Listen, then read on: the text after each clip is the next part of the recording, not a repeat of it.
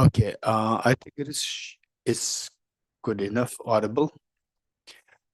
Okay, so basically the idea is that the let's make three prostrations, and following that we will offer lights. Um,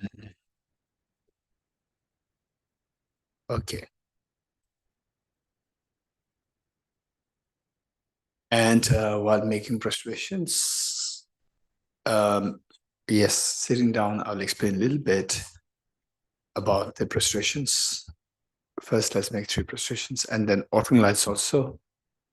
They think of not only you offering the lights, but your parents, your children, your family members, all sentient beings, making the offering lights to Buddhist Bodhisattvas. And when doing that, the lights think of it's not just a ritual; it's a very important aspect of what we're doing. The light is symbol of the wisdom, and finally our job is to accomplish to fulfill our aspirations, and the aspirations, all the aspirations that you can think of in this universe, boils down to two: aspiration to minimize our pains and to maximize our happiness. And to do so, why that is not happening at the moment is because of the ignorance. And to remove the ignorance is like darkness. To remove the ignorance, it is to be done by introducing the light of the wisdom. And this light that you're offering is symbolic of the light of the wisdom,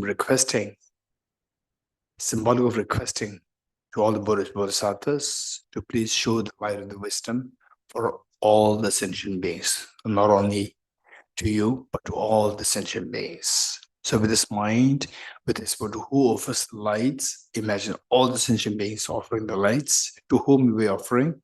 We're offering to all the Buddhist Bodhisattvas, and the purpose is to dispel the ignorance of yourself and all the sentient beings. And while making prostrations, also imagine that you're making prostration, not only you, but all the sentient beings are making prostrations with you, and that to whom you make the prostrations, to all the Buddhist Bodhisattvas. So if you can incorporate all the beings with you, the benefit is that while we engage in accumulating merit and purify the negativities by these processes, we also tend to your compassion, the many facets of the practice, your compassion also grows. Because the compassion on one side, the wisdom on the side, these are two things primarily for us to stop all the painful experiences and to experience happiness. So for that matter, let's make two illustrations first, followed by light offering. Thank you. And Venerable light offering, if you can keep it here rather than there, the lights. No. What I'm saying is that the lights, if somewhere here, to the Buddha rather than here, psychologically this effect. So is this movable?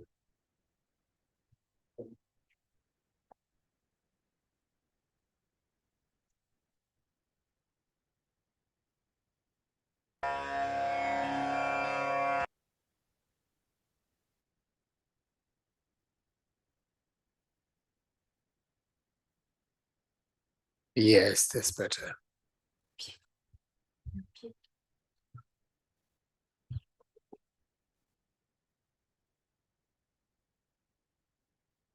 Okay, three prostrations together, and then while um, making the light offerings, I think it is on page 8 of the book. Book is okay.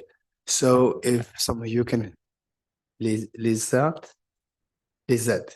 and others, please, if you can help to distribute the books, we have to use this book.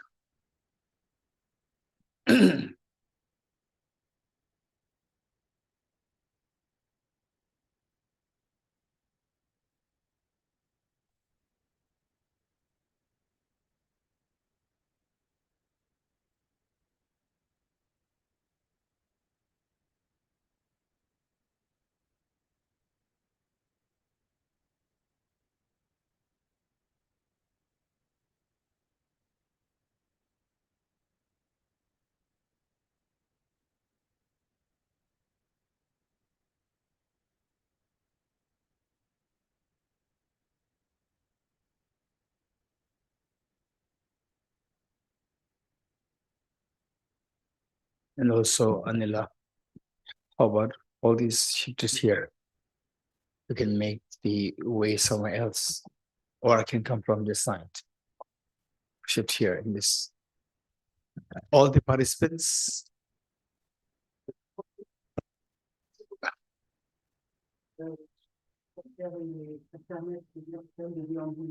We can keep the last row space at the last row, so people can go from there.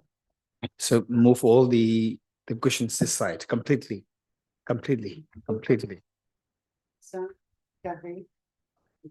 Yes. Yes. Completely. Yes. This also. This side. So the focus should. Yes. This also. This side. Yes. All. Both. Yes.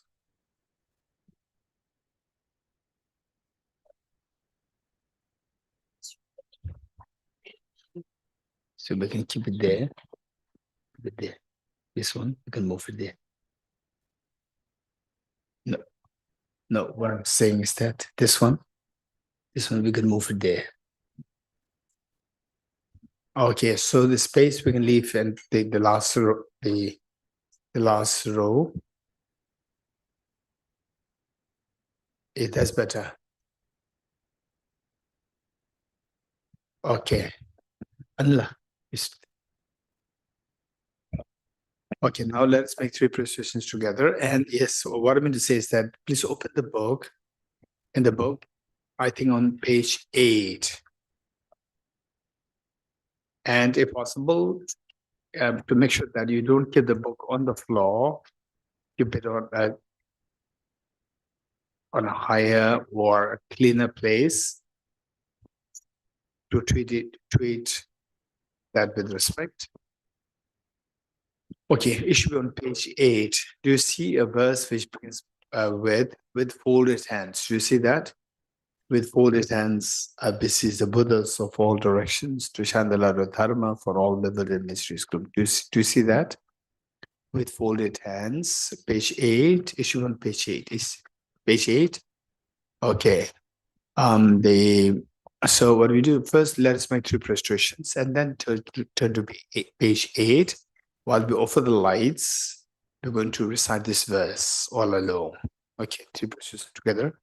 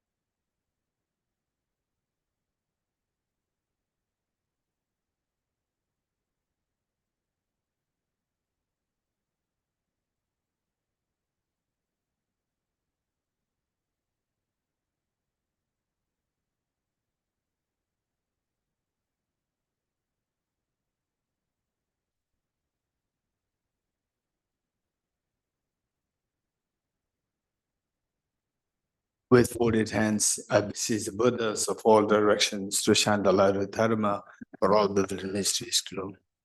With folded hands, I beseech the Buddhas of all directions for all the Buddha mysteries glow. With folded hands, I beseech the Buddhas of all directions to shine the light of Dharma for all the Buddha mysteries glow. With folded hands, I beseech the Buddhas of all directions to shine the light of Dharma for all the Buddha mysteries glow. With folded hands, I beseech the Buddhas of all directions, shine the light of Dharma for all the Buddha mysteries. With folded hands, I beseech the Buddhas of all directions, Chandala Dharma, for all Buddha mysteries. With folded hands, I beseech the Buddhas of all directions to Chandala Dharma, for all Buddha mysteries. With folded hands, Anila, come, for all Buddha mysteries. With folded hands, I beseech the Buddhas of all directions to Chandala Dharma, for all Buddha mysteries. With folded hands, I beseech the Buddhas of all directions to Chandala Dharma, for all Buddha mysteries. With folded hands, I beseech the Buddhas of all directions to Chandala Dharma, for all Buddha mysteries. With folded hands, I beseech the Buddhas of all directions to Chandala Dharma, for all Buddha mysteries. With folded hands, I beseech the Buddhas of all directions to Chandala Dharma, for all Buddha mysteries. With folded hands, I beseech the Buddhas of all directions to Chandala Dharma, for all Buddha mysteries. With folded hands, I beseech the Buddhas of all directions to Chandala Dharma, for all Buddha mysteries. With folded hands, I beseech the Buddhas of all directions to Chandala Dharma, for all Buddha mysteries. With folded hands, I beseech the Buddhas of all directions to Chandala Dharma, for all Buddha mysteries. With folded hands, I beseech the Buddhas of all directions to Chandala Dharma, for all Buddha mysteries. With folded hands, I beseech the Buddhas of all directions to Chandala Dharma, for all Buddha mysteries. With folded hands, I beseech the Buddhas of all directions to Chandala Dharma, for all Buddha mysteries. With folded hands, I beseech the Buddhas of all directions to Chandala Dharma, for all Buddha mysteries. With folded hands, I beseech the Buddhas of all directions to Chandala Dharma, for all Buddha mysteries. Anila.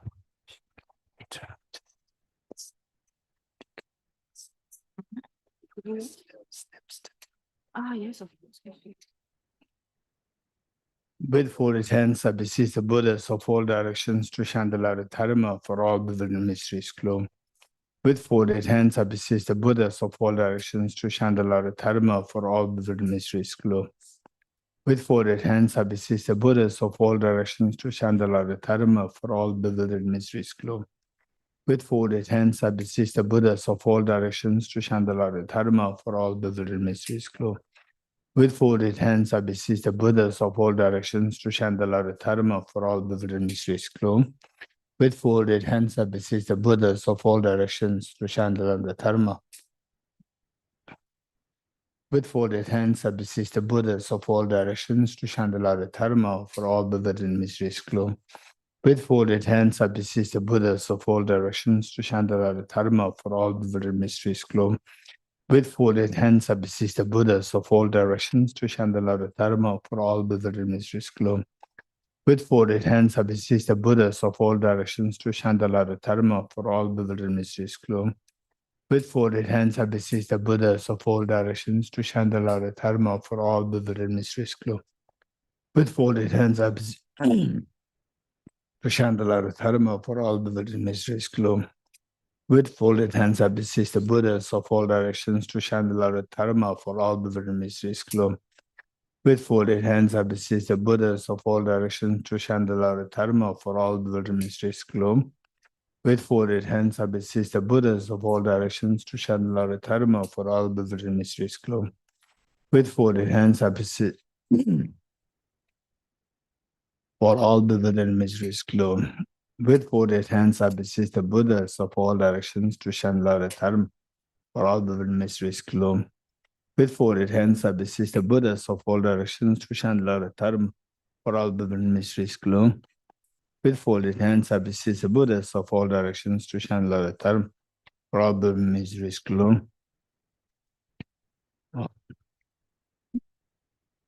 Dharma, for all Buddha mysteries. With folded hands, I beseech the Buddhas of all. With folded hands, I beseech the Buddhas of all directions to Chandala Dharma, for all Buddha mysteries. With folded hands, I beseech the Buddhas of all directions to Chandala Dharma, for all Buddha mysteries. With folded hands, I beseech the Buddhas of all directions to Chandala Dharma, for all Buddha mysteries. With folded hands, I beseech the Buddhas of all directions to Chandala Dharma, for all Buddha mysteries.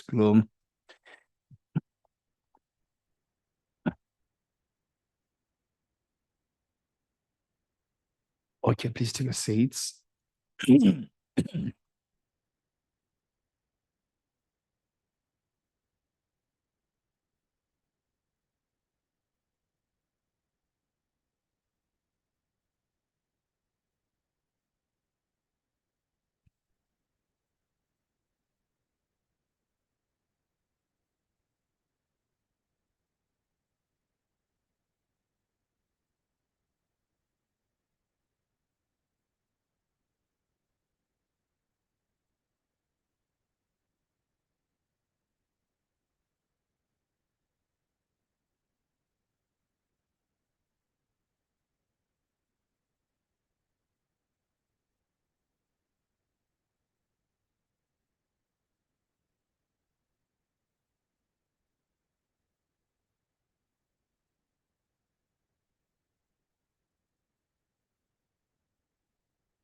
Okay.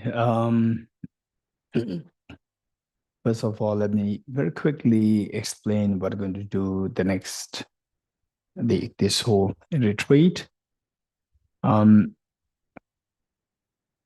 first thing, the morning practice, we take it as a very important part, and it's not a ritual, but oftentimes, oh, okay. Later on, you can take this out. Not now. Once, maybe 5-10 minutes.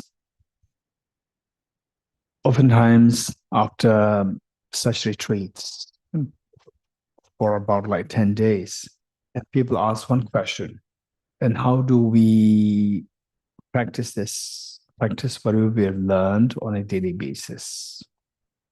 And so for that matter, what we do in the morning, that is actually how we apply, how we implement in our daily life to practice, to bring about transformation in our mind. In other words, to give a meaning to your life, a true meaning of life. It's for this reason that we're doing it. It's not a part of a ritual. It's not for that reason at all, number one. And number two, how many of you are like in Buddhism for less than 2 years? Raise a hand. Buddhism, less than 2 years. Okay. So, since there are some of you who are new to Buddhism, it's very important for us to know the reason why we are doing prostrations, why the lights are offered, and so forth. But what I would suggest is that they don't go too much into the rituals at the moment, in a way, like prostrations, so forth. Although they have a deep meanings, and also rituals. There are two kinds. When we say ritualistic means it's more like pure rituals, and what the people understand of the meaning is much less. Whereas some rituals have a deep significance, deep meaning, and some rituals, they are outdated, redundant, totally irrelevant in today's time. So ritualistic has a connotation of something redundant. So just see that whatever you're doing, whatever I'm doing, whatever we're doing, it's there's a reason there, there's a purpose there. There's a reason, there's a purpose there.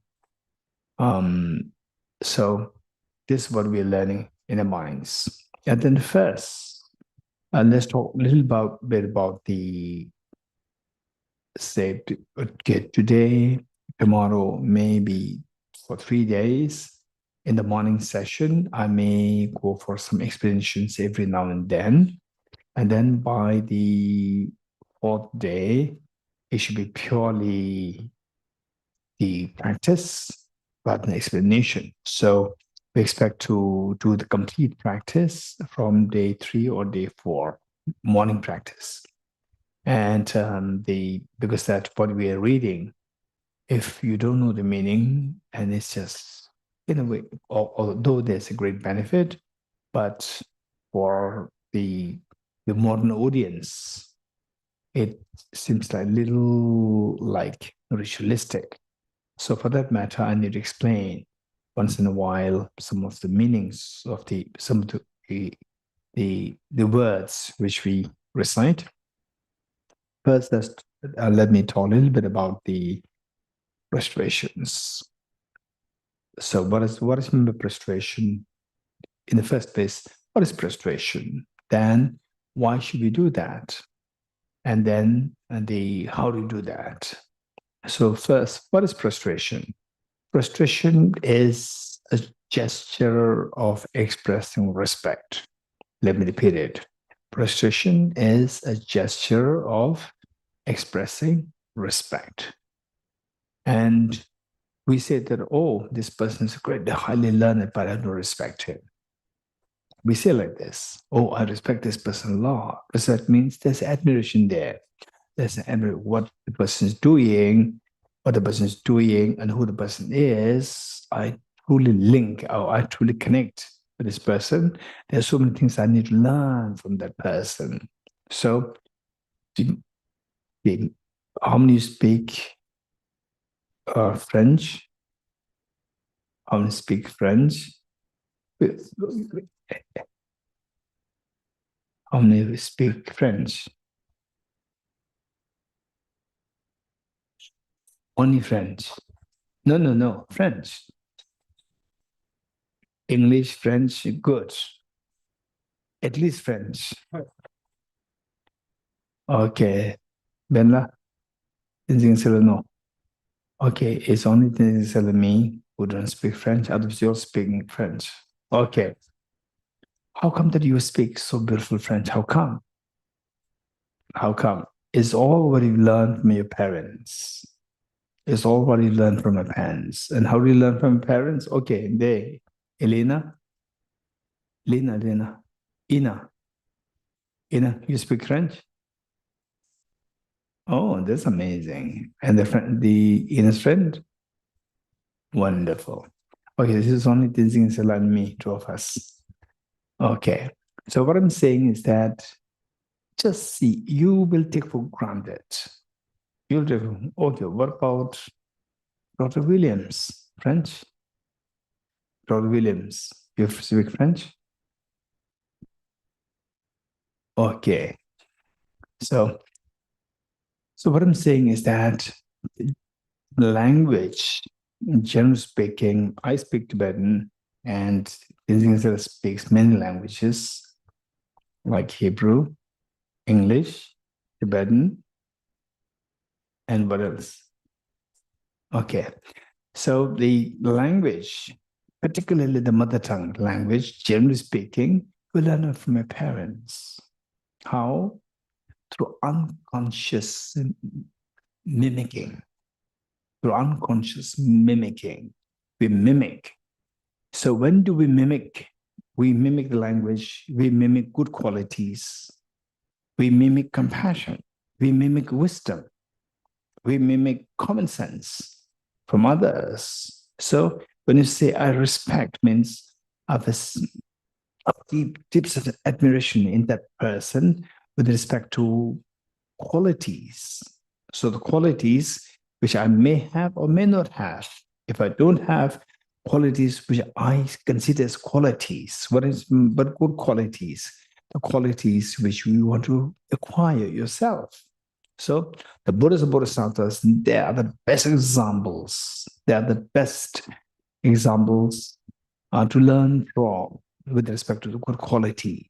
So for that, if you don't have a sense of respect, if you don't have a sense of admiration and these, then the aspiration doesn't come. Aspiration to acquire these qualities yourself doesn't come.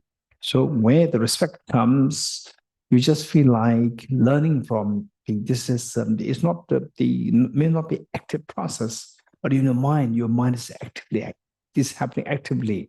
You may not be consciously thinking about it to learn, but this is what's happening. Learning is actively happening when the respect is there. So these are the multiple ways when you see good qualities and you admire, and then you start learning these subconsciously.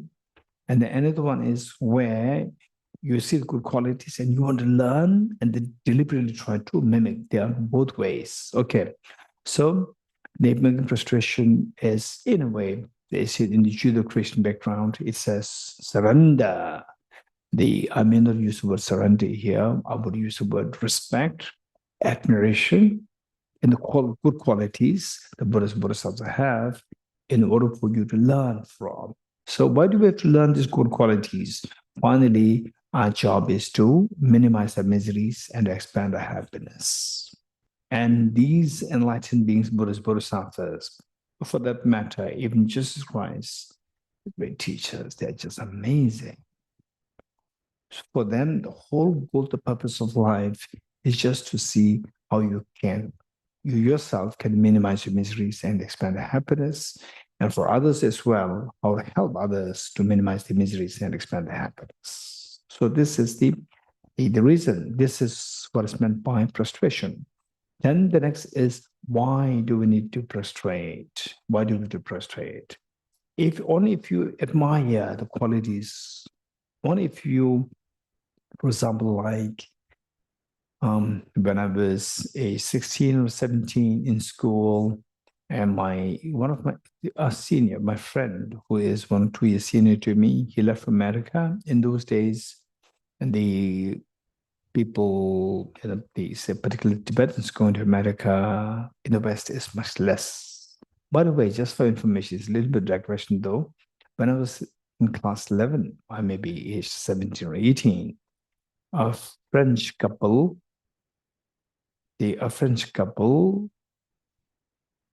offered the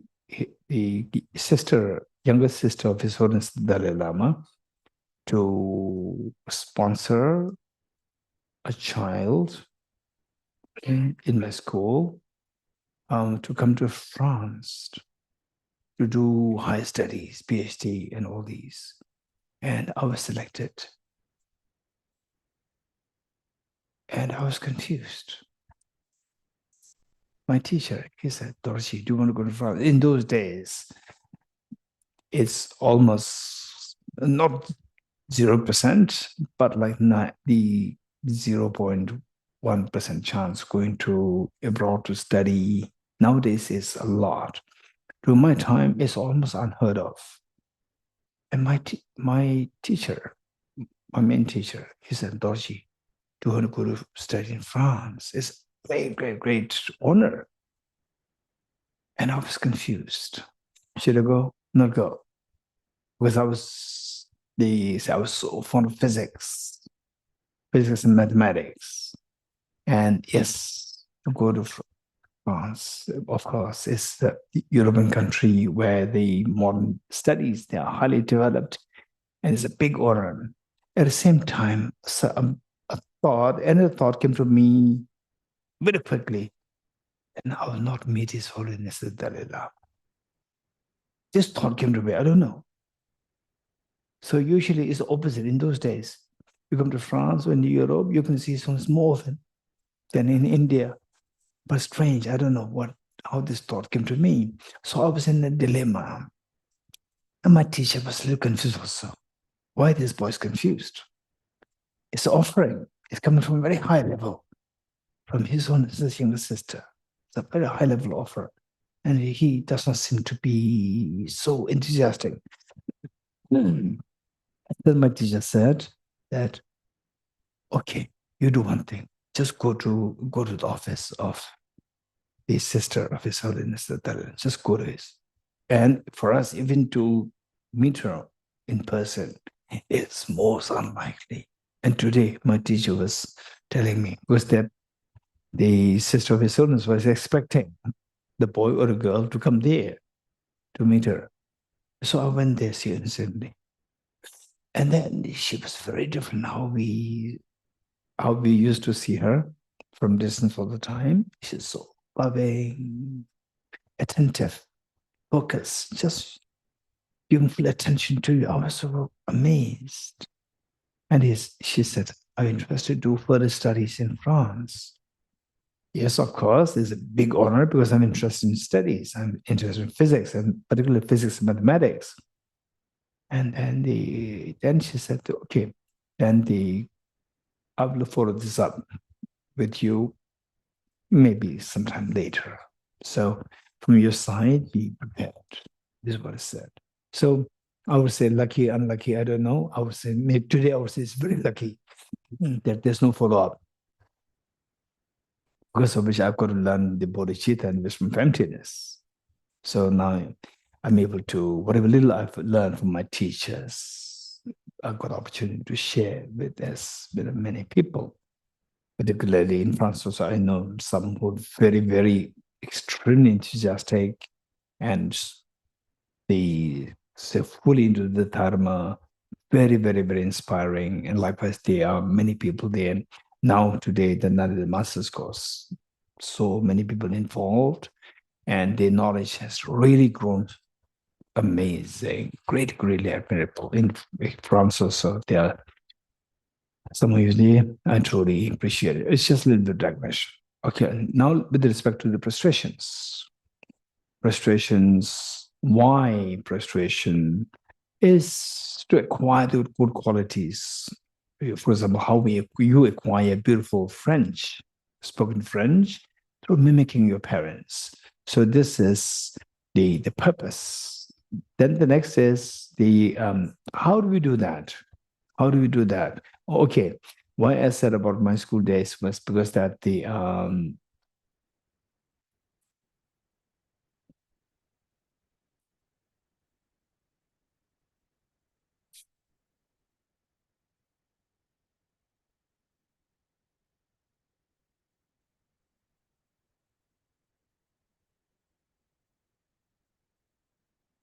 okay.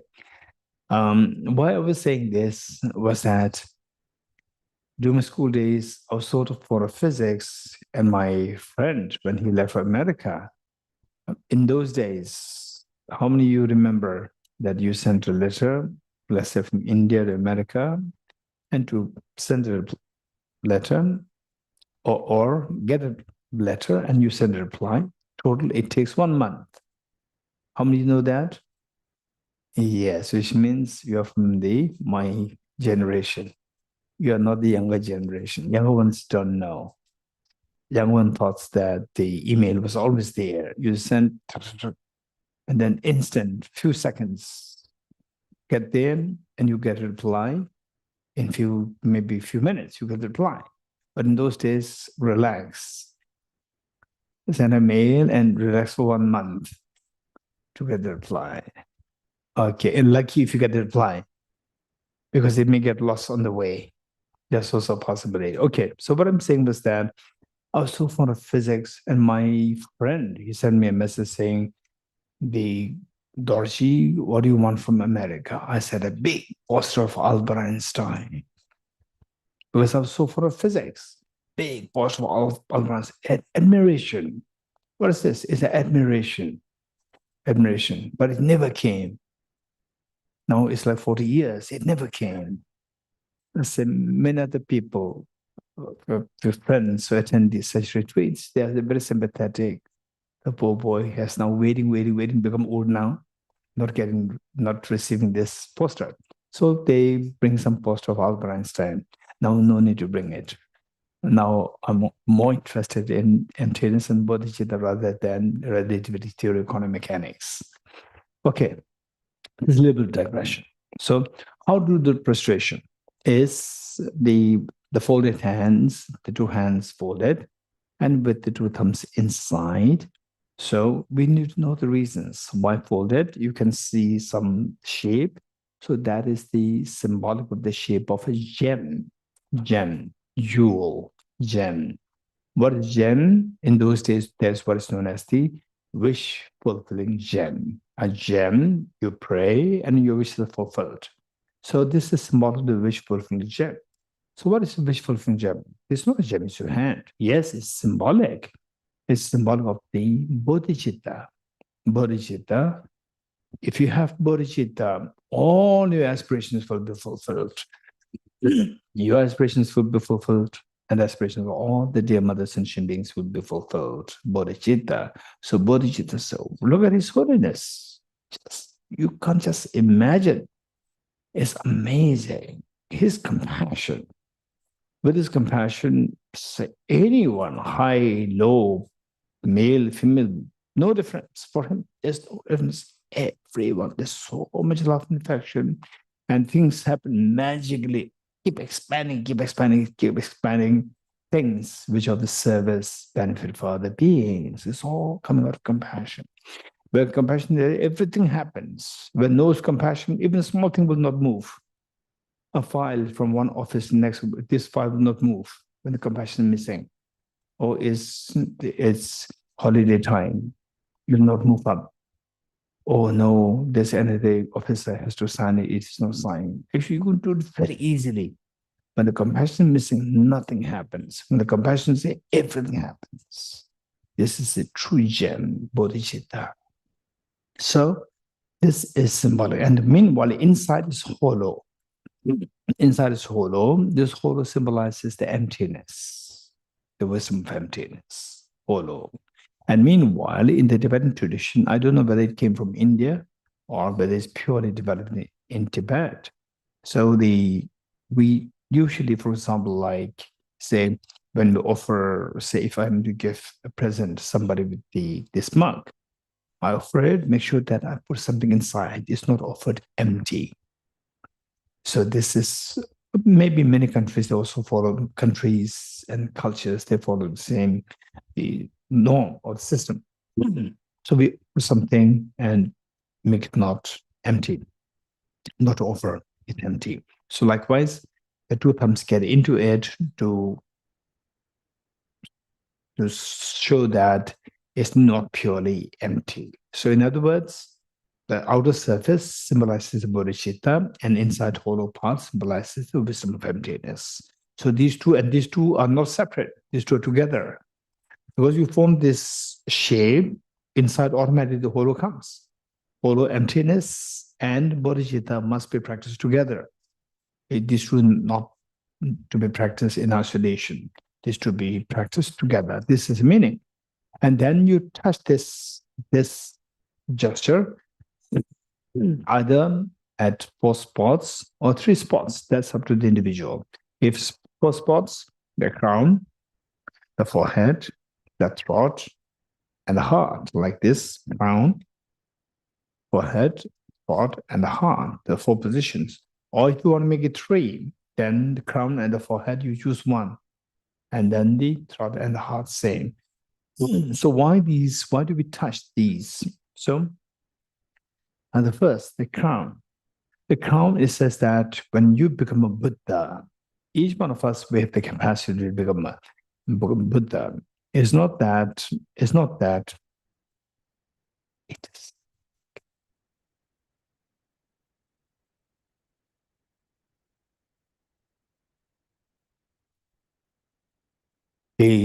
Each one of us, we have the capacity, we have the potential to become Buddha. So that potential to become Buddha is known as Bodhi, the Buddha nature, or Tathagata Garbha, which we're going to explain or study in more detail in the main class. So we all have this potential to become Buddha, and so when you become a Buddha, then they perform the deeds. You offer benefits to infinite beings simultaneously. This is unbelievable. For some ordinary people like us, say, when I'm helping you here, when you're helping me here, and somebody needs your help in your own home, then you should get there. And if you're here, you cannot help your parents there. When you're helping there, you cannot help others here. But when you become a Buddha, you can simultaneously manifest everywhere. And render whatever help is required. This is very good. These are the potentials. Our mind is a tremendous potential. Okay, we'll discuss this later. So when you become a Buddha, when you offer service, benefit to the beings, so it is said that your forehead, the crown, sorry, not forehead, the crown, your crown, the spot, from there, the activities are happening mostly from the crown of the Buddha. So your crown, so you are touching this area, the symbolic and the reminder for you to activate the crown, to make this crown with Buddha manifest as soon as possible to benefit other beings, number one. Then the forehead. The forehead, again, is very, very, very important for the reason that if you look at the Buddha statues or the Buddha paintings, you see a dot, bindu, we call it bindu, a dot at the forehead. So this dot is, again, is very important for the reason that, for example, that when people do PhD, when you do PhD, you complete your viva, the submission of your dissertations or the thesis, and then you're waiting for the certificate. By just getting the certificate, there's no increment in your knowledge. Knowledge remains the same. But a certificate is to tell the world you go to as a proof that you are a PhD and you're a PhD. So, likewise, the Bodhisattvas, when they become Buddha, they need to be empowered by the Buddhas. They need to be empowered, upgraded. So there's an upgradation. Of course, upgradation happens from your mind, mental qualities. But for the mind to be upgraded, you require the blessings of the Buddha. So this spot at the forehead, this is a spot from where, when you become a Buddha, you empower the Bodhisattvas to become Buddhas. So this is a very, very important spot, the forehead. Then the throat. Throat is where, finally, to benefit the beings. There are so many ways to benefit the beings. Today, for example, say somebody teaches on emptiness, and number is so less. And somebody flies in the air for 5 minutes, remain elevated in the air 5 minutes. They should go to whole road, what is that? Road jam, traffic jam. Millions of people, millions. Kala Chakravarti just everywhere in newspapers, right? Somebody has elevated, remain in the sky, in the space. So, but then what do we get? All these people, what do they get? Somebody elevates in the air and remain there for 5 minutes. What do people get? People say, wow, and then they will leave. What is wow? You don't get anything. But how you are benefited? There's somebody flying in the air, does not benefit you. It's just give you a sense of wow, and then you finish. Again, you have to do everything the way you're doing usually. But if you learn the wisdom of emptiness, if you learn the bodhicitta, these are the things which will really help you to stop the painful tears and to increase your happiness. This is the real feeds. So these things happen from Buddha's teachings. Buddha said very clearly that the Buddhas do not watch the negativities of beings, nor does he remove the miseries by his hands, nor does he transfer his spiritual realizations. It is only through teaching this truth of the suchness that the beings are liberated. This is the only way, best way by which the Buddhas can really benefit the beings. So therefore, the throat is the spot from where your speech comes. So you are touching this spot to activate the speech of the Buddhas. And finally, the heart. By the heart, finally, when you say, I become Buddha for the benefit of sentient beings, your mind should become Buddha. Your mind, mental consciousness. So this mental consciousness, where is the mind's main residence? Mental consciousness, the residence of the mental consciousness, the main residence is at the heart. And that heart is not a biological heart, it's the spot between the two chests and go inside and just at the mid of that spot. So where you touch it, so you are visualizing, imagining that I'm activating the heart to become enlightened, so that all the enlightened activities will happen. So these are the spots. If you touch the 4 spots, then the crown, the forehead, throat, and the heart. And if you touch 3 spots, then up to you, crown or the heart, one of these 2, and the throat and the heart. Why 3 or 4? 4, I explained. Why 3? 3, because that you, to become Buddha, what you have is your body, speech, and the mind. 3. These are only 3 things that with which constitutes you. So when you say I become Buddha, your body and speech mind should become Buddha. So 3 spots, they indicate the body, speech, mind of you, which have to become Buddha eventually. Okay. So this is, and then while making frustrations, yes, the 2 palms, your forehead, and the 2 knees. So these 5 spots must touch the ground. Okay.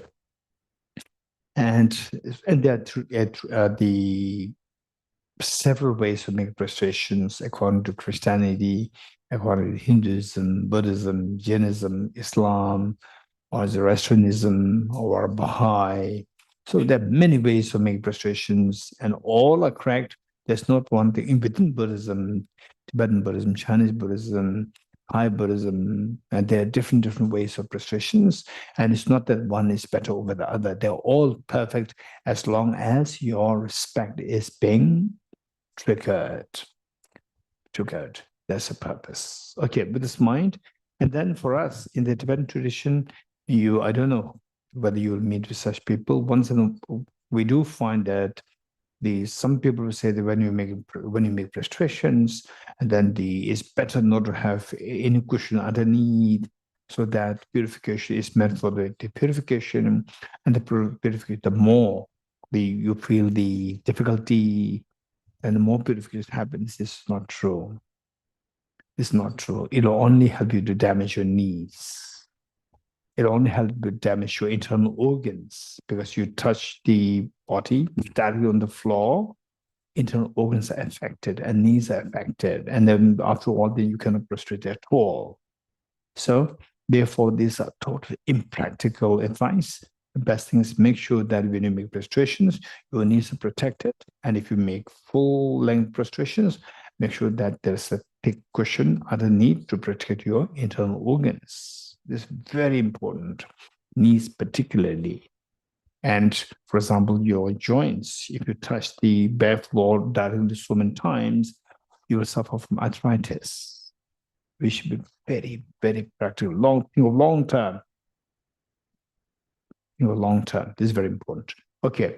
And then the light offering, I already told you, and later as your admiration in the wisdom of emptiness grows, then the offering light, you will see it very symbolic and very helpful for us. Okay, with this in mind, let's turn to page 3 of the book.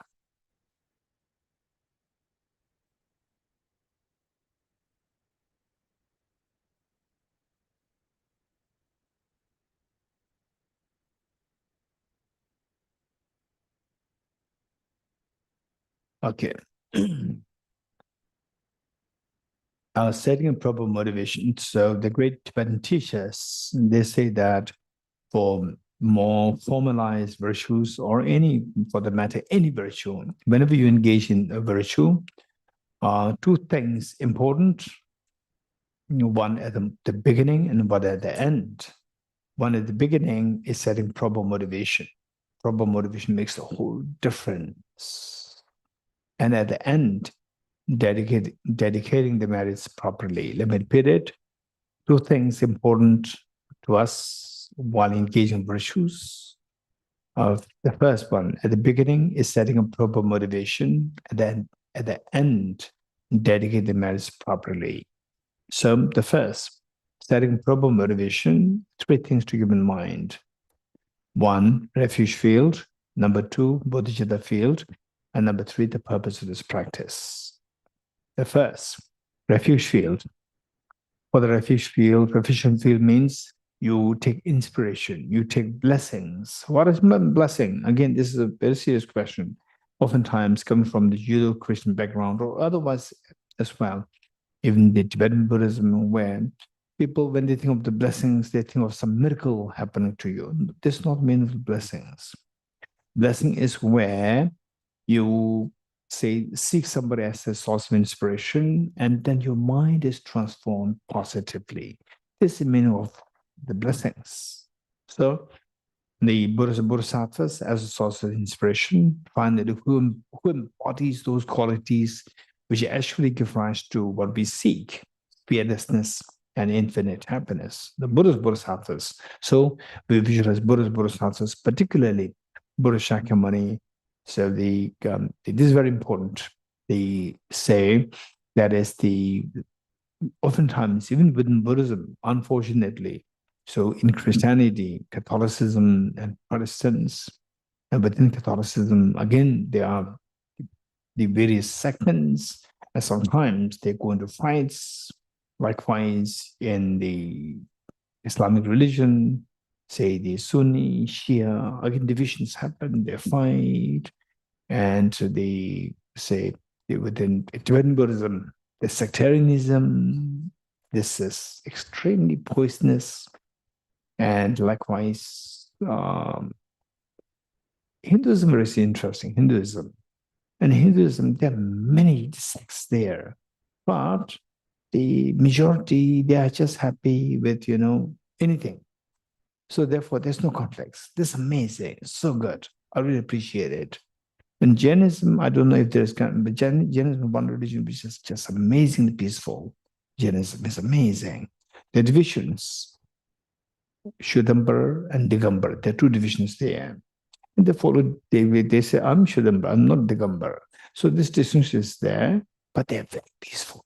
It's amazing. Okay, for us, for example, learning about Tibetan Buddhism, and you are bound to meet with some people. You're bound to meet some Tibetans also, some Westerners also, who would just inject poison in us. Sectarianism. I'm Gelug. I'm Nyingma. I'm Sakya. I'm this. I'm that. This is poison. So once I was in a conference, and all the conference participants, they were to take a group photo. And there was one gentleman there, I think a Westerner or something, I don't remember. And he asked me, so he was trying to show off to other people that he knows too much about Tibetan Buddhism. And he said, hey, Geshe-la, which group are you from? I said, I'm from Buddhism. And I said, I know. Which of the following Buddha? And I said, I know. And then he was so desperate. He's not, trying, he cannot show off because I'm not letting him open up. I'm just stopping him. So that's, I know you're from Sakya, Kaji, Nyimagalu. I said, I don't know what these are. I only know that I'm following Buddha. I said, and then somebody behind him said, Geshe-la, your answer is excellent. Because the other one, he understood what I'm saying, telling him, don't go into sectarianism. It's a poison. It will not help you in any way. So you're getting it? So therefore, if you are to meet with anybody who tells that, oh, I'm from this group, Gelug group, I'm from Nyingma group, I'm with this group, and so forth, this is just injecting poison in your mind. What is the Buddha's teachings? Buddha's teaching is to make you embrace everybody. Buddhists, non-Buddhists, sufferers, the victims, the perpetrators, everybody. And now in the facade of Buddhism, you are injected poison to push others away from you, not to embrace everybody. This is poison. If you ever meet such people, just stay away from them. This is very important. Okay. So all the Buddhist Bodhisattvas, that's a source of inspiration for us to undertake this journey. And then once in a while, the blessings in the form of what we call as miracle, these things can happen. If you are really, really pure, if you're really pure in your mind, compassion, give service to the beings to the best you can. For example, like Venerable Elizabeth Love for all these many years.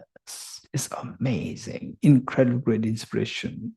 So if you're so pure in your what are you doing? Not necessarily that you should, be there to really help large number of people and so forth. Even your own capacity as a very ordinary person. Next to a neighbor, you go to somebody is suffering, child is crying, or a dog is hungry. You give something and be there. Even these gestures are things which makes the Buddha, which makes his holiness, which makes all the Buddhist Bodhisattvas so happy. So this is what you're doing great service to all Buddhist Bodhisattvas. So with this mind, when you become so pure, particularly with conviction in the teachings of Buddha, through rational thinking, when you start getting deep admiration in the Buddha's teachings, then real miracles, for example, like sometimes you may feel so hopeless, the situation so dire that you feel so hopeless, and then for no reason, some extremely blissful feelings can come to you when you think of the Buddhas and Bodhisattvas. These feelings which will just instant uplift you from this horrifying, low feeling. You'll be uplifted. So these things once in a while happen, but don't expect that. What you expect is change yourself from selfish person to compassionate person. From, say, I may use the word unwise or stupid to a wise person. You're getting it? Who engages in things with intelligence, who engages with things with the rationality, who engages in your activities, decision-making through common sense and rationality rather than falling blindly. So if these things happen, this is the real blessings that we should be seeking from His Holiness, from the Buddha, from all the Buddhist Bodhisattvas. Okay, this is one part, refuge. Then next is the Bodhicitta field. For whom we are doing these? Number one, first learn how to take care of yourself. We think about all sentient beings. First, without knowing how to take care of yourself, we will never be, there's no possibility by which to help all other beings. So first, learn to take care of yourself. This is very important. Take care of yourself, and then based on that, see how to expand your compassion, how to expand your benefit to other beings. So for that matter, we see that the best way by which to take care of yourself is by taking care of others. His Holiness the Dalai calls it as wisely being selfish. His Holiness calls it wisely being selfish, meaning that do the best. How to best do the best to yourself is by offering the best, rendering the best to others.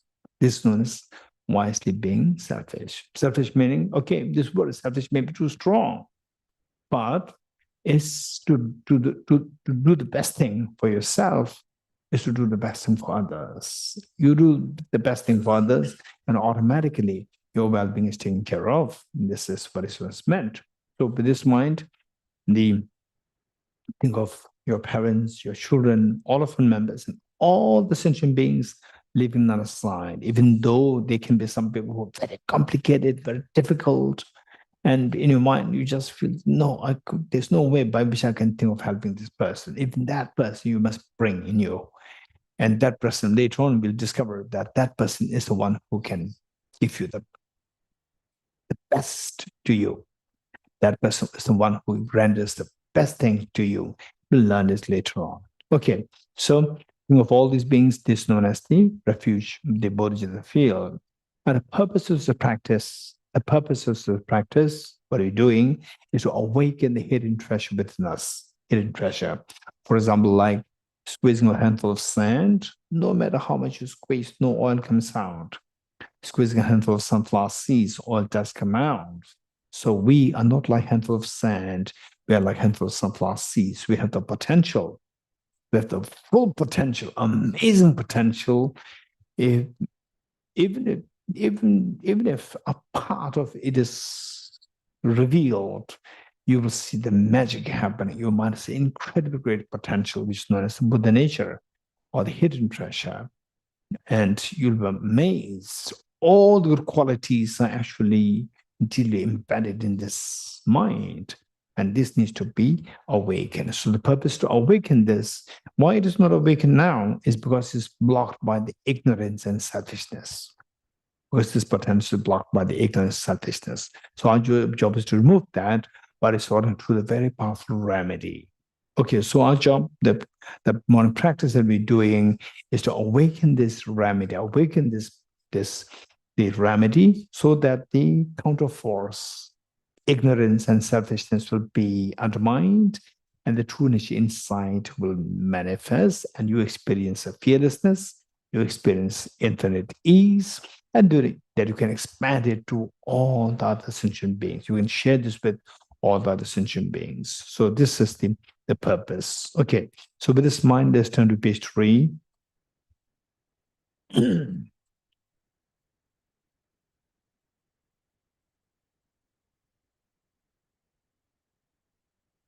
And choose by great compassion. You thought, okay, so before I start, when we read these, there are 3 ways of reading. There are three ways of reading these. One, where the words flow. Just the words flow, that's it. One, your mind can be distracted. Number 2, the words flow and the meaning is reflected. Number 2, words flow and you reflect on the meanings. Number 2. Number 3, the words flow, meanings reflected, and experiences invoked. 3. Out of the 3, the third one, we can't expect it right away. The third one requires the individual to engage in these practices for years and years and years through gradual process of practices. Then you see that the vast learning, contemplation, and a meditation consistently, you will then see the experiences coming in you. Whereas as of now, at the moment, we can do at least the second one. While the words flow, the meanings also reflected. You can reflect on the meanings. To think of the meanings as much as possible. Okay, together, ready? Imagine that you are leading this practice and all things are joining us. And all the Buddhas, Bodhisattas, they're watching us with great deal of enthusiasm, affection, love, and embrace. And teach by great compassion, you taught immaculate Dharma to dispel all erroneous views. To you, the Buddha, with Dharma, I pay homage. And teach by great compassion, you taught immaculate Dharma to dispel all erroneous views. To you, the Buddha, with Dharma, I pay homage. And teach by great compassion, you taught the immaculate Dharma to dispel all erroneous views. To you, the Buddha, with Dharma, I pay homage. Okay. We'll say this Tibetan first, taking refuge in Jen Bodhicitta first, and then I explain the Tibetan word word, I will explain it.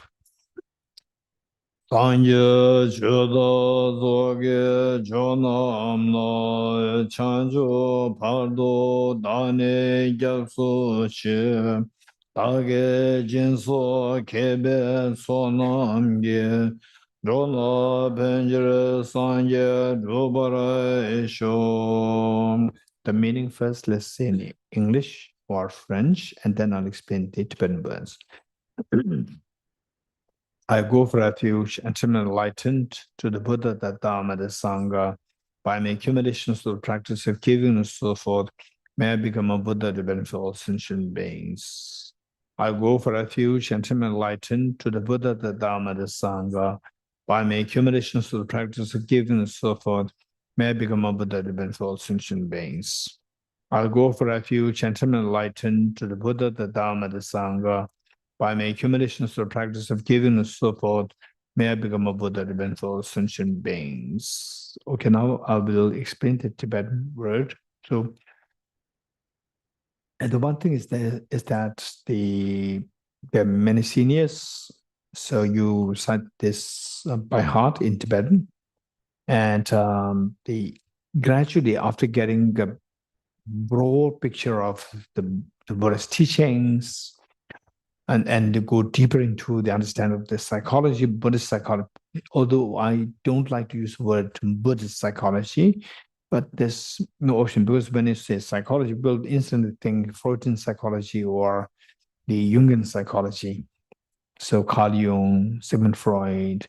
So when I say psychology, I mean the psychology is developed in Nalanda University, taught by the Buddha, explained it into great detail in Nalanda University in the past as well, Nalanda University. So and which is actually, I call it as empirical psychology. Empirical meaning, I said the study of psychology, which you and I actually can resonate, actually can understand what is being said there. It's not like we have to believe in somebody. For example, like what Sigmund Freud said, there are many concepts which he's actually so brilliant, He's gifted, and his brilliance is too high. The ordinary people like us, when we study what he said, we have to, at times, we have to believe in him because we don't reach the same level as his level of thinking.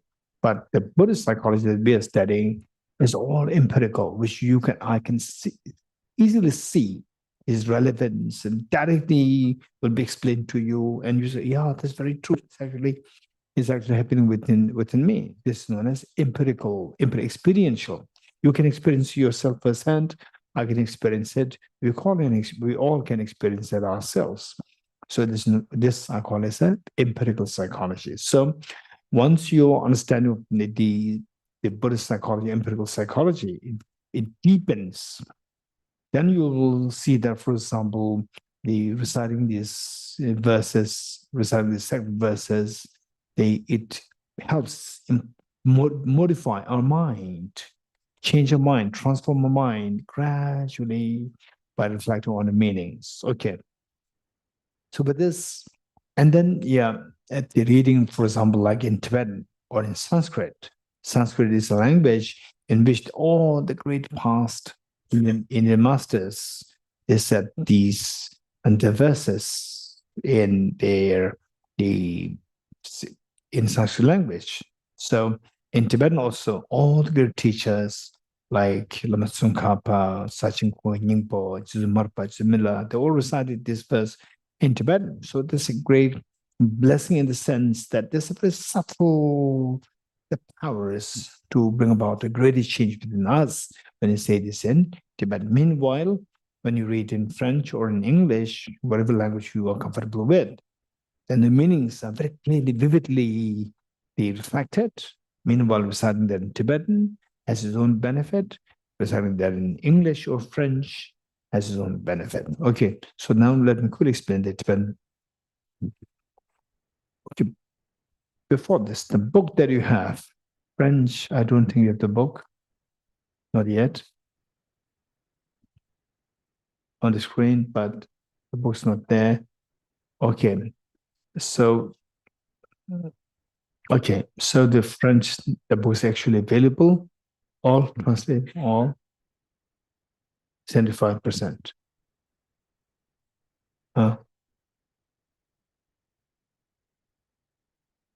30%. Okay. So I'm so glad that the Jimbala and so forth contributed. Virginie and Nicola. Okay. So I really appreciate the French translators to make this book available in French also. And the book, the English one that you have in your hand, it is your copy. Keep it yourself. And this comes from the generous offering, generosity of the as offering by Singaporeans. There was one couple, Brother Elvin and Sister Christy, two of them. They requested Tibet House to make this available for all the retreatants for free. So they have offered the cost price of the book to be made available free of cost for all the participants. And later, Brother Sonamla,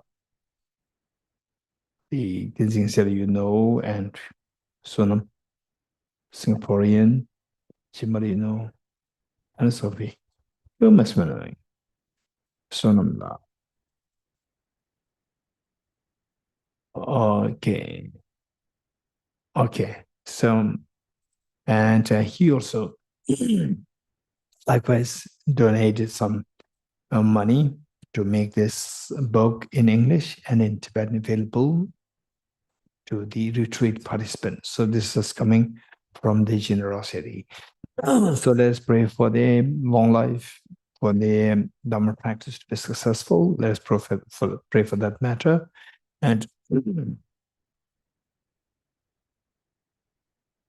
okay, so I don't know why. Okay, so now let me explain this in Tibetan. Sangye. Sangye is the Buddha. Sangye is, of course, this is your copies. If you want to make notes, you can make notes on this. And there's some people say that, oh, making notes on the textbook is disrespect. It's not disrespect. Make notes, but clean, nice. And some people, what they do is that sometimes, what is disrespect? I'll tell you, what is disrespect? Disrespect is somebody says, please lend me some money. And then you lend, say, like 1,000 euros. And then you may think that I may forget it. And then you use this book as a reminder. Right? That is disrespect. That is disrespect. Otherwise, you make notes, nice note out of respect, that it becomes an additional text, additional holy text.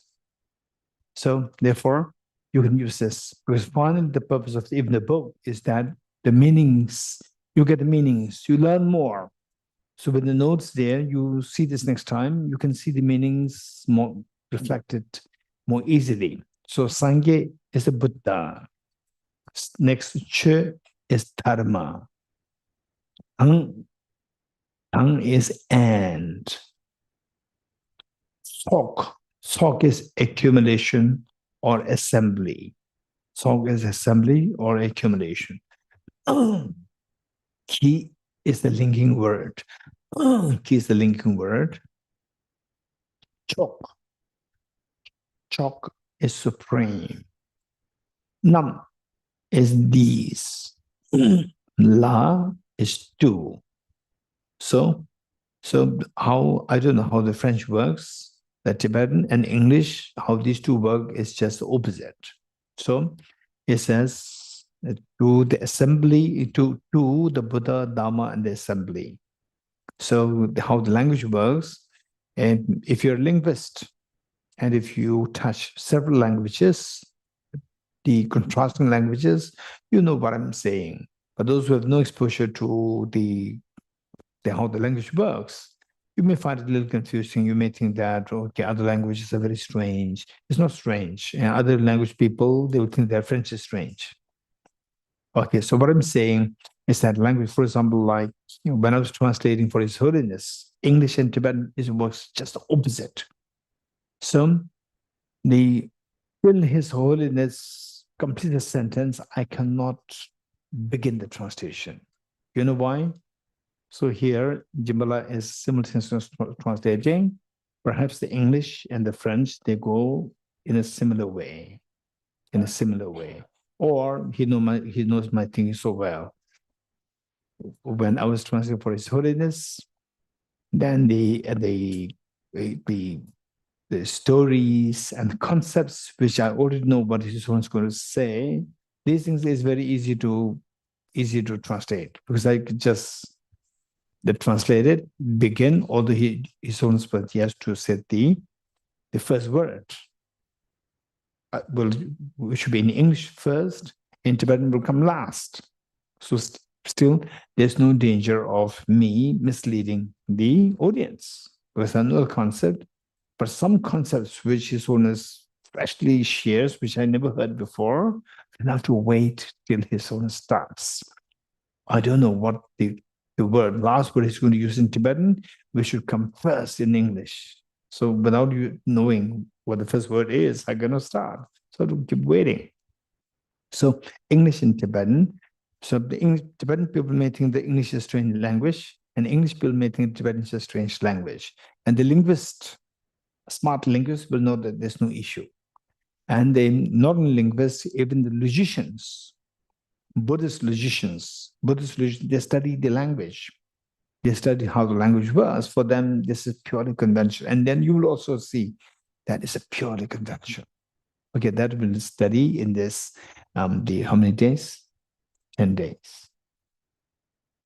9 days. Okay, so the next second line, Changchup is enlightenment. Changchup. Hartu is until. Dark. Dark is I. Ni is the linking word. Linking word. Yap Suchi. Yap is the refuge. Yap Suchi is go for refuge. Yap Suchi is go for refuge.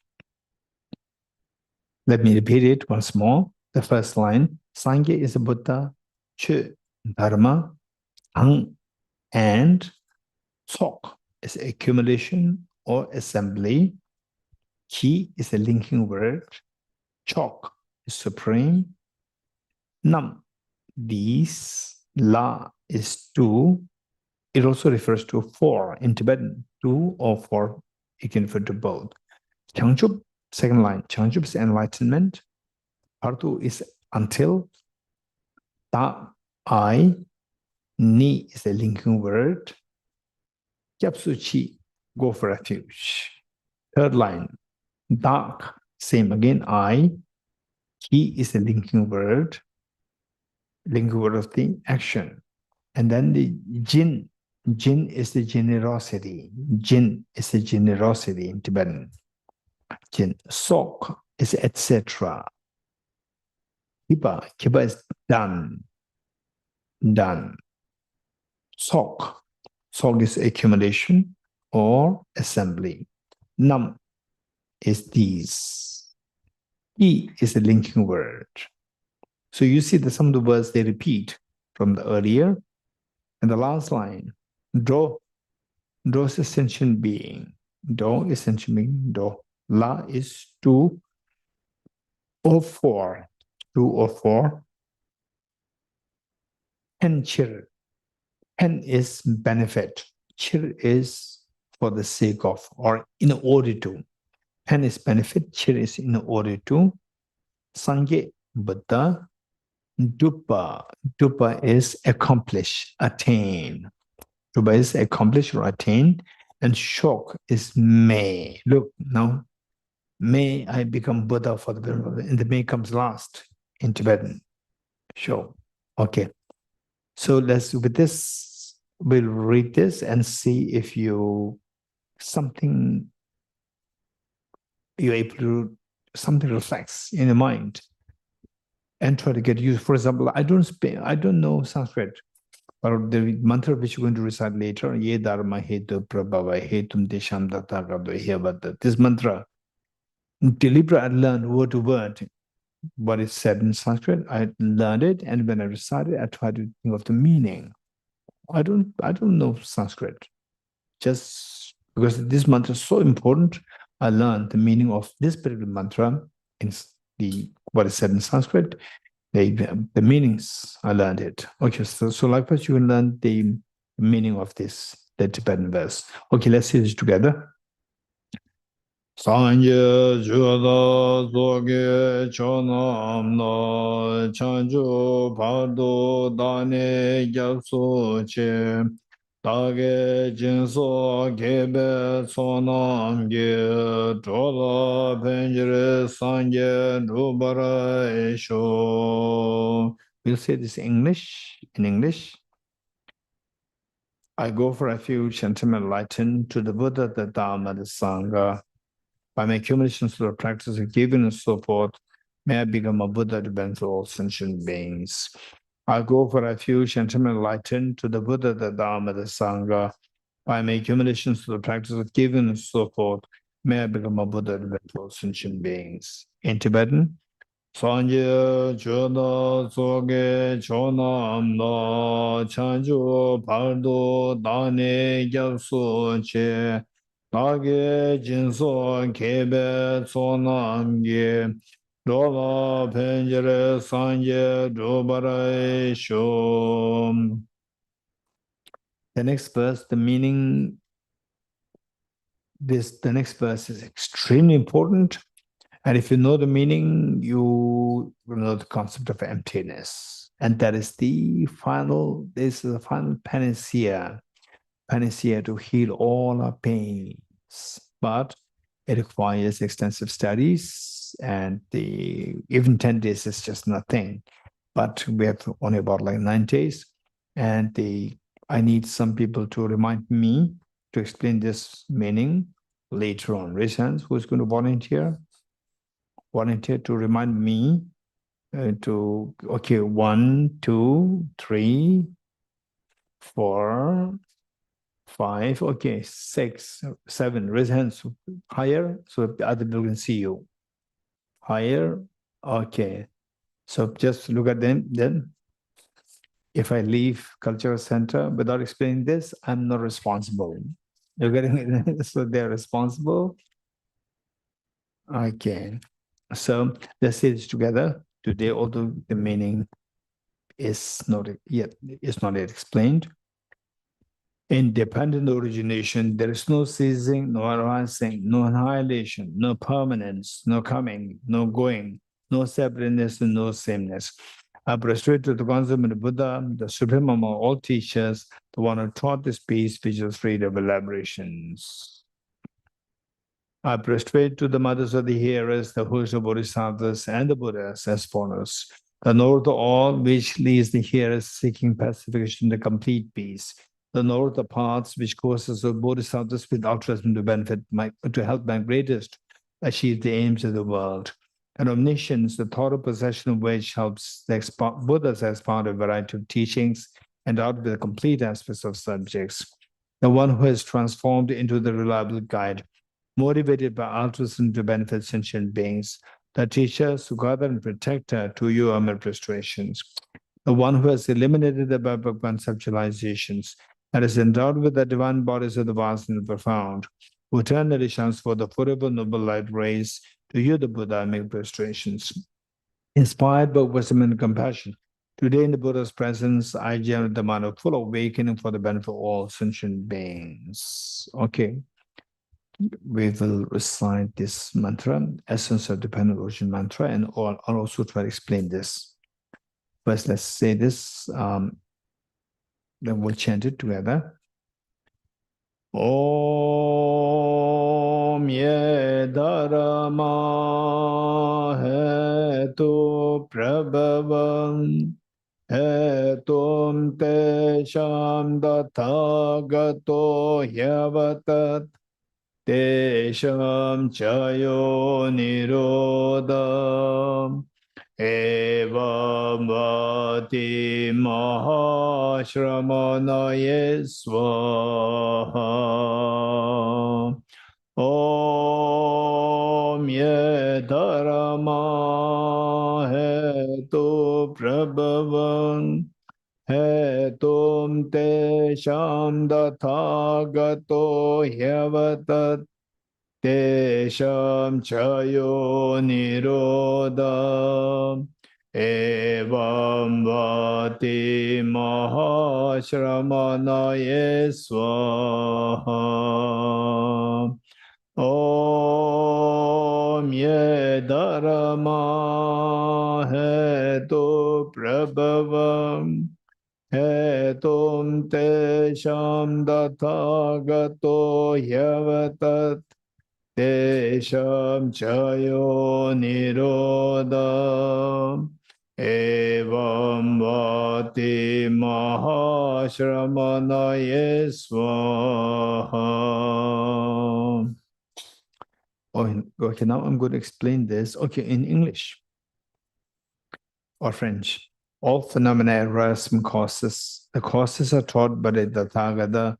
Whatever is the cessation of these causes is taught thus by the great seer. Okay, let me explain this mantra word to word. Om. So the mantra with Om, without Om is both fine. But the original version doesn't have the Om. Okay, we need to know the facts, but not to mix up the facts and the additions or the deletions. The Om with or without is fine, but the original one doesn't have it. So if you want to add it, then we need to know the meaning of Om. This syllable Om is common to Buddhism, Hinduism, and Jainism, but the meanings are different.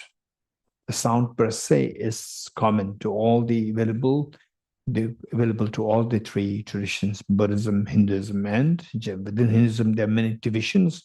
They all use this syllable Om, but what they mean, how they interpret, the meanings are very different. So don't think that they're all just same. So in Buddhism, Om, the syllable Om is made of three letters: A, U, Ma. Not A, Oma. A, Uma. Combined together, it becomes Om, not Okay. And these three letters, they symbolize the body, speech, and mind. A symbolizing the body, U symbolizing speech, and Ma symbolizing your heart or the mind, body, speech, mind.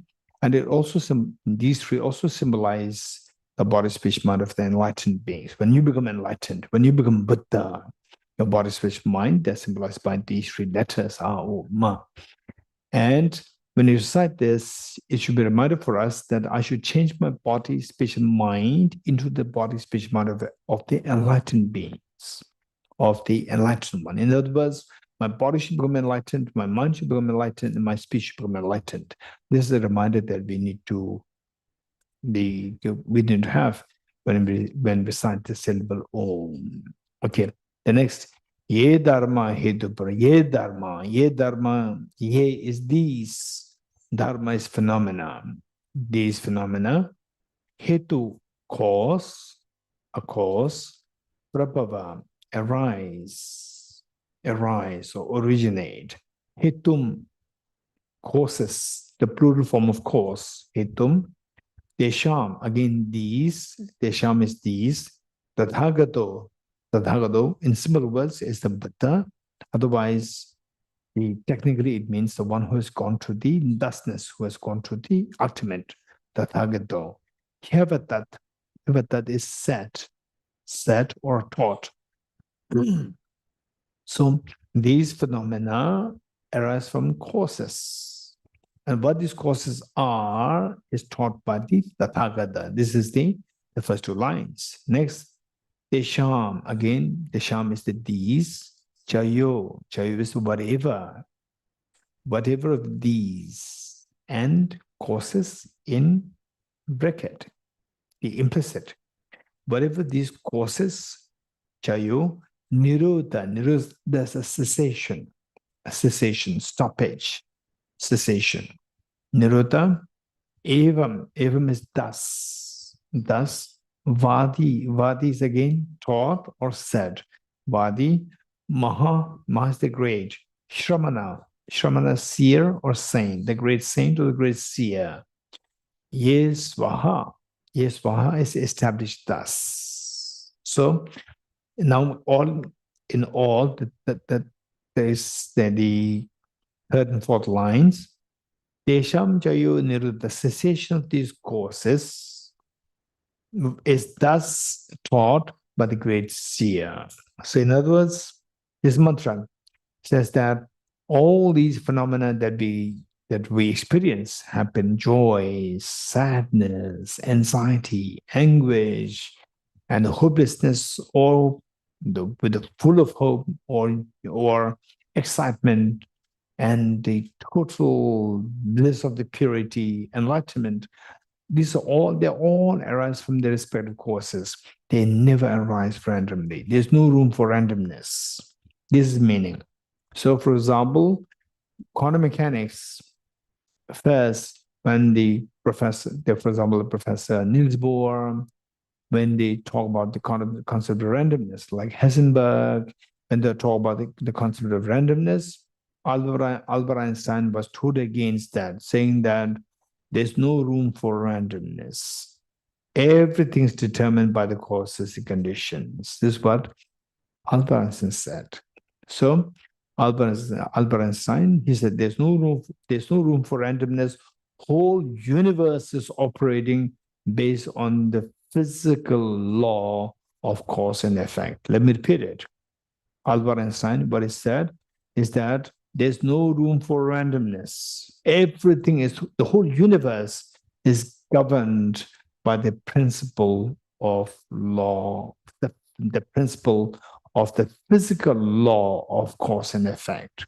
And the Buddha added physical plus mental. So the Buddha said, whole universe is operating based on the principle of cause and effect, which is inclusive of physical and mental both. Okay. So in a way, what the Buddha and Einstein, what they're saying is that there's no room for randomness, some miracles happening, from nowhere. Don't expect that. If you want apples, don't plant bitter gourd seed. If you want apples, don't plant bitter gourd. Planting bitter gourd seed and expecting apples to grow is an illusion. This is what they teach, what the Buddha is teaching. So this mantra, every time you recite this mantra, it's very important for us to contemplate on, okay, cause and effect. Cause and effect governs the whole universe. This is what we need to remember. So with this mind, that the Buddha, why we are suffering is because of the failure to understand the cause and effect. Why we're suffering is because of the failure to understand cause and effect. Now, let me be a little technical here. Say, in the first place, we are in samsara. Samsara is a prison. And more precisely, within samsara, we go through acute pains, sickness, aging, death, tension, depression, insecurity, and divorce. All these problems are there, so painful. So let me repeat it. In the first place, we are in the samsara. Samsara meaning like in the wild, the wilderness, like a forest, huge, massive forest. In the forest, say, imagine you are a deer. You are a deer. And the deer with your mom, with your dad, you are very happy. But remember that you are in a forest where the lions are also there. Where the tigers are also there, where the leopards are also there. And there's no policeman to stop the leopards. Don't go there. There's a deer area. No, they can come to your place anytime. So when you're with your mom, dad, as a deer, it's a very pleasant moment. Anytime the leopard can come and pick you up. Finish. This is, say, being in this wilderness, this in the forest, this is like being samsara. Within samsara, anytime the leopard can come to pick you up and kill you, eat you up, that's a suffering. There's suffering. And then being with your mother, enjoying, that's a suffering change. Being in the wilderness itself is pervasive condition suffering. So this very, very scary. So why, in the first place, why we're in this forest? Because of one, ignorance. Why we suffer, the leopard picking us up, and so much of fear?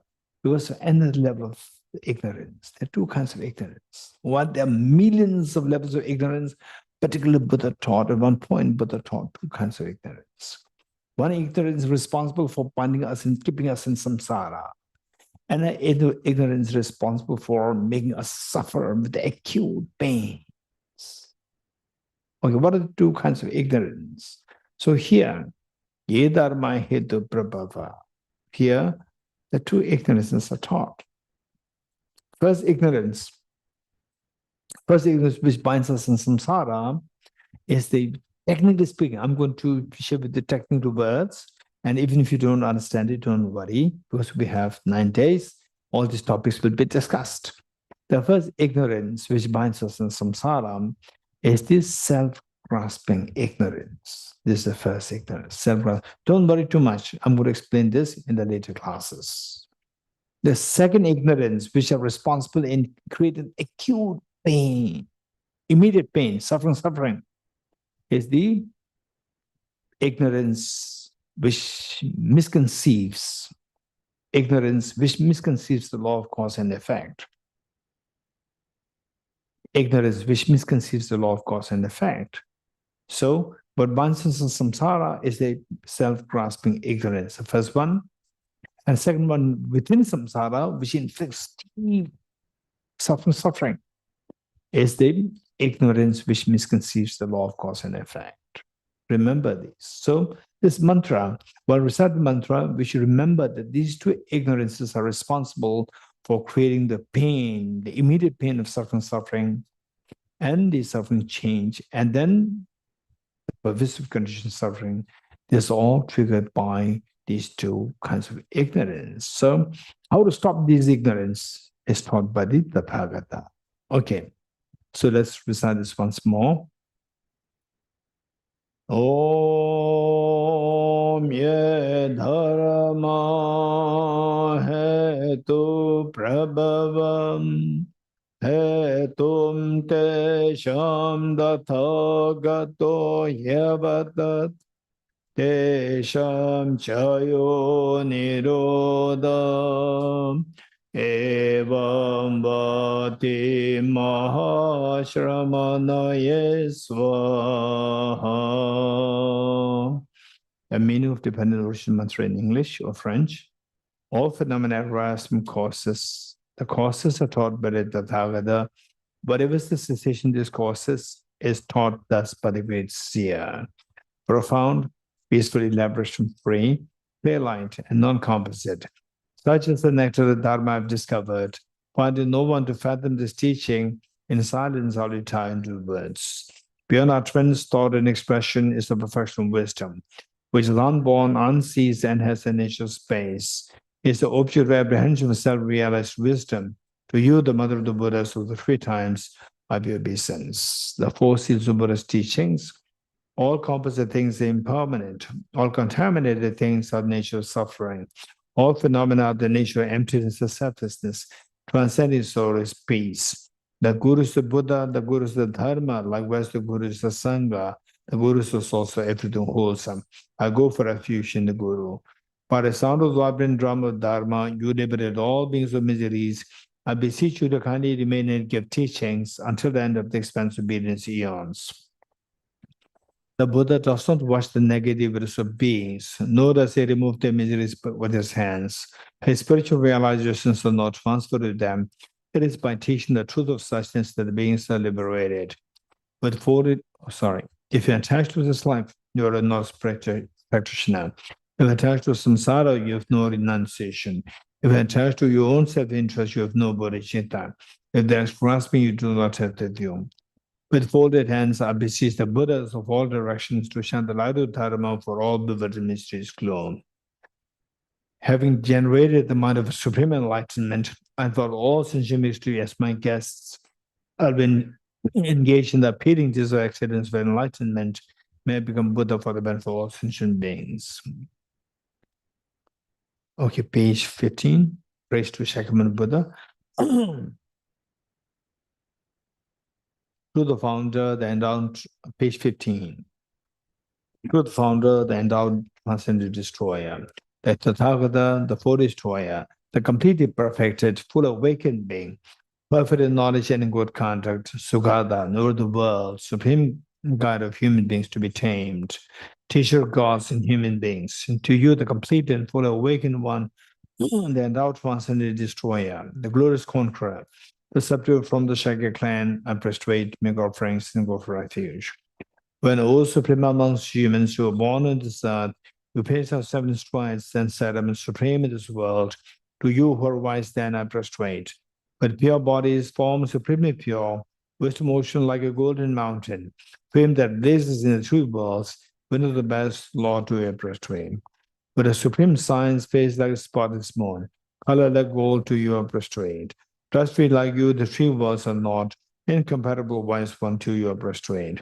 The Savior having great compassion, the Founder having all understanding, the field of merited qualities like a vast ocean, to you the Tathagata prostrate. The purity that frees from the attachment, the virtue that frees from the lower realms, one path, the sublime pure reality, to the Dhamma that pacifies the prostrate.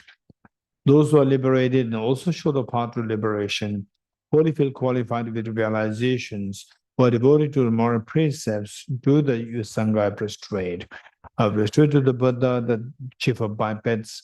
I prostrate to the Dhamma, the protector. I prostrate to the Sangha, the supreme one. To all three, I always prostrate with reverence. But extreme devotion, I do always prostrate. To all you who are worthy of prostrations, to surrendering my bodies, numbering particles that constitute all realms. Do not commit unknown virtual actions, perform only perfect virtual actions, subdue mind thoroughly. This is the teaching of the Buddha. A star, a visual aberration, a flame of lamp, an illusion, a drop of dew, or a bubble, a dream, a flash of lightning, a cloud, see conditioned things as such.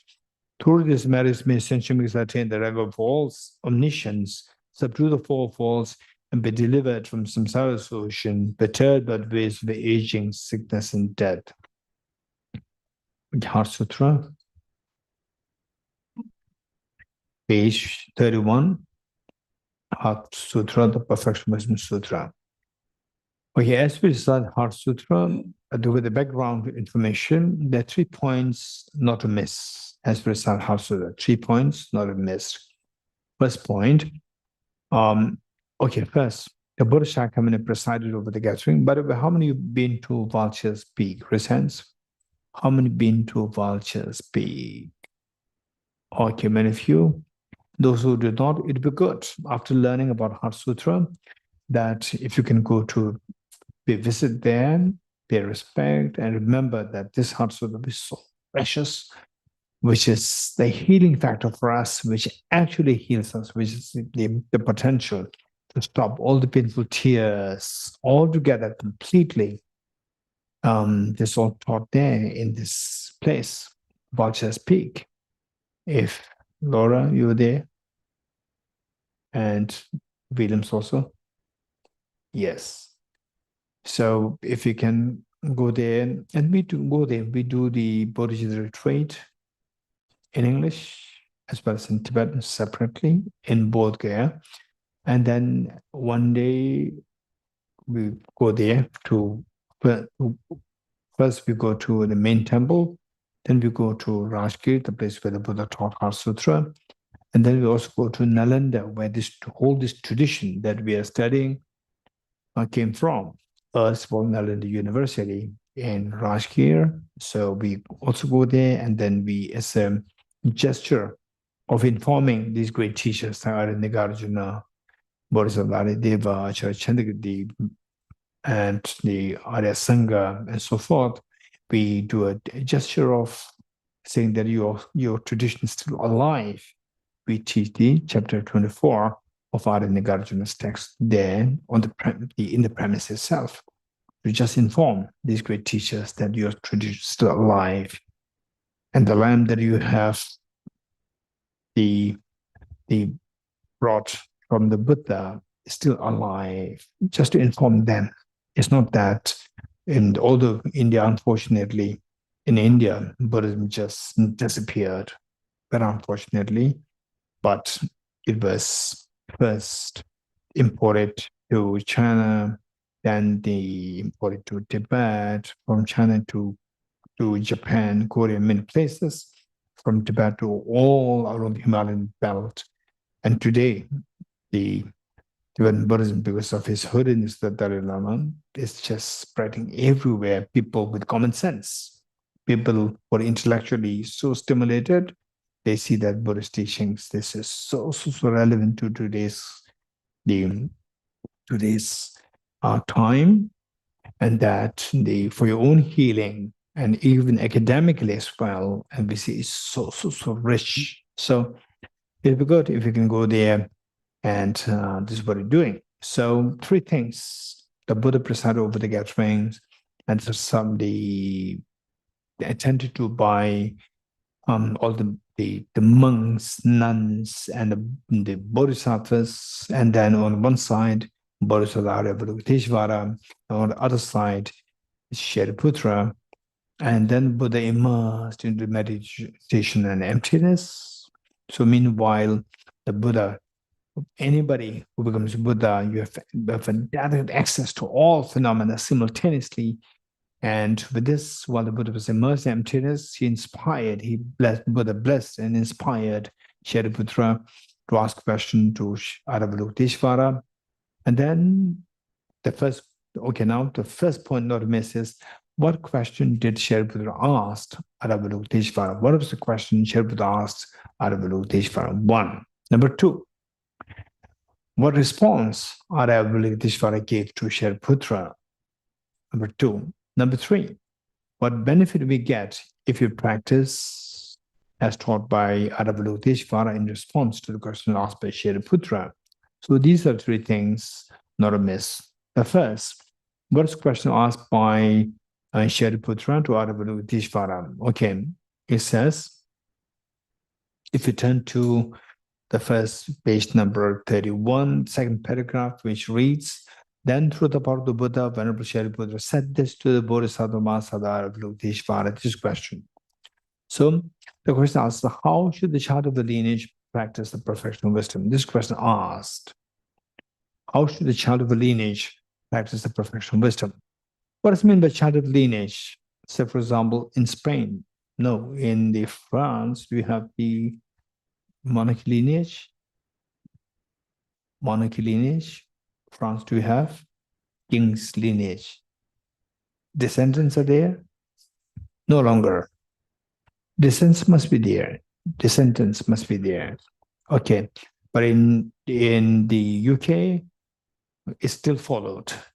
So a young boy, little boy, little girl, or particularly say today, little boy, he doesn't know anything, but he's considered very important. Why? Because he is supposed to be becoming the next king, next monarchy, next monarch. So, which is more important, the lineage of the kings or lineage of the Buddhas? Lineage of Buddhas is most important. There's nothing greater than this. And how many of you are from the lineage of kings? Don't worry, you can still be a lineage of the Buddhas. So how? You have to make a commitment. May I become Buddha for the benefit of sentient beings. This little boy, why he's the lineage holder of the kings? Because he was going to become the king. And you say, may I become Buddha? Automatically you become the lineage holder of the Buddhas, the holder of the lineage of the Buddhas, the most immortal lineage. So when you say that, may I become Buddha, automatically you become the holder of the lineage of the Buddhas. So as a lineage holder of the Buddha, what should you do? You should become Buddha. How to become Buddha? Why? Remove the mental dirt. How to remove the mental dirt? By resorting to the very powerful remedy. What is the remedy? The perfection of wisdom. How should you practice this? This question asked by Shariputra to Avalokiteshvara. Then the next paragraph, which reads, he said that in the Bodhisattva Mahasatva Avalokiteshvara said this to the Venerable Shariputra, any son of the lineage or daughter of the lineage who wishes to practice the activity of profound professional wisdom should look upon like this, correctly and repeatedly, beholding those 5 religions also as empty of inherent nature. So then Avalokiteshvara talked about emptiness, how everything's like illusion. How everything is an illusion, how it is empty object reality. This is what Avalokiteshvara taught. Then finally, and in great detail, Avalokiteshvara taught. And finally, next page, the purpose, the benefit that we get if you practice as taught by Avalokiteshvara to Shariputra. The next page, second paragraph, which reads, the benefit we get, what kind of benefit we get if you practice the wisdom of emptiness. Shariputra, therefore, because there is no attainment, Bodhisattvas rely on and dwell in perfectional wisdom. The mind without obscuration, thus without fear. All the fear will be dissolved. Having completely passed beyond era, there is the endpoint of nirvana. All the Buddhas who dwell at 3 times also manifestly, completely awakened, unsurpassed, but the perfect, complete enlightenment and reliance on the perfection of wisdom. This is the only gateway. The wisdom of emptiness is the only gateway for you to stop all painful tears and expand your ease to infinity. This is the only gateway. So, okay. So these are 3 things not to miss when we start Heart Sutra. Are you ready? We'll do this together. The Heart Sutra, the Perfection Wisdom Sutra. I prostrate to the Arya tribal Chen. Thus did I hear at one time the Buddha was dwelling on the mass of Valsh's mountain at Rajgir, together with a great community of Buddhist monks and a great community of Bodhisattas. At that time, the Buddha was absorbed in the concentration on the categories of phenomena called profound illumination. Also at that time, the Bodhisattva Mahasattva Avalokiteshvara looked upon the very practice of the profound illumination of wisdom and beheld those five aggregates also as empty of inherent nature. Then, through the power of the Buddha, when Venerable Shariputra said this to the Bodhisattva Mahasattva Avalokiteshvara, how should any child of the lineage who wishes to practice activity with profound professional wisdom train? He said that, and the Bodhisattva Mahasattva Avalokiteshvara said this to the Venerable Shariputra. Shariputra, any son of the lineage or daughter of the lineage who wishes to practice activity with profound professional wisdom should look upon it like this, correctly and repeatedly, beholding those five aggregates also as empty of inherent nature. Form is empty, emptiness is form. Emptiness is not other than form is also not other than emptiness. In the same way, feeling, discrimination, composite factors, and consciousness are empty. Shariputra, likewise, all phenomena are empty, without characteristic, unproduced, unceased, stainless, not without stain, not deficient, not fulfilled. Shariputra, therefore, because in emptiness there's no form, no feeling, no discrimination, no composite factors, no consciousness, no eye, no ear, no nose, no tongue, no body, no mind, no visual form, no sound, no smell, no taste, no object of touch, and no phenomenon. There's no I element, so on up to and including no mind element and no mental consciousness element. There's no ignorance, no extinction of ignorance, and so on up to and including no aging and death, and no extinction of aging and death. Similarly, there's no suffering, origination, cessation, and path. There's no exalted wisdom, no attainment, also no non-attainment. Shariputra, therefore, because there is no attainment, Bodhisattvas rely on and dwell in the perfection of wisdom, the mind without obscuration and thus without fear. Having completely passed beyond error, they reach the end point of nirvana. All the Buddhas who dwell in the three times also manifestly completely awaken to unsurpassable, perfect, complete enlightenment in reliance on the perfection of wisdom. Therefore, the mantra of the perfection of wisdom, the mantra of great knowledge, unsurpassed mantra, the mantra equal to the unequaled, the mantra with the authority that pacifies all suffering, should be known as truth since it's not false. The mantra of the perfection of wisdom is declared, Yata Om Gade Gade Bara Samgade Bodhi Swaham. Shariputra, the Bodhisattva Mahasattva should train the profound perfection of wisdom like that. Then the Buddha arose from their concentration and commanded the Bodhisattva Mahasattva Avalokiteshvara, saying, well said, son of the lineage. It is like that, it is like that. One should practice a profound perfection of wisdom just as you may declare it, even that the Tathagatas rejoice. The Buddha having thus spoken, Venerable Shariputra, the Bodhisattva Mahasattva Avalokiteshvara, those surrounded in the entirety, all over the world of gods, humans, asuras, and gandharvas, for overjoyed and highly praised as spoken by the Buddha. We'll start this sometimes together. Eyata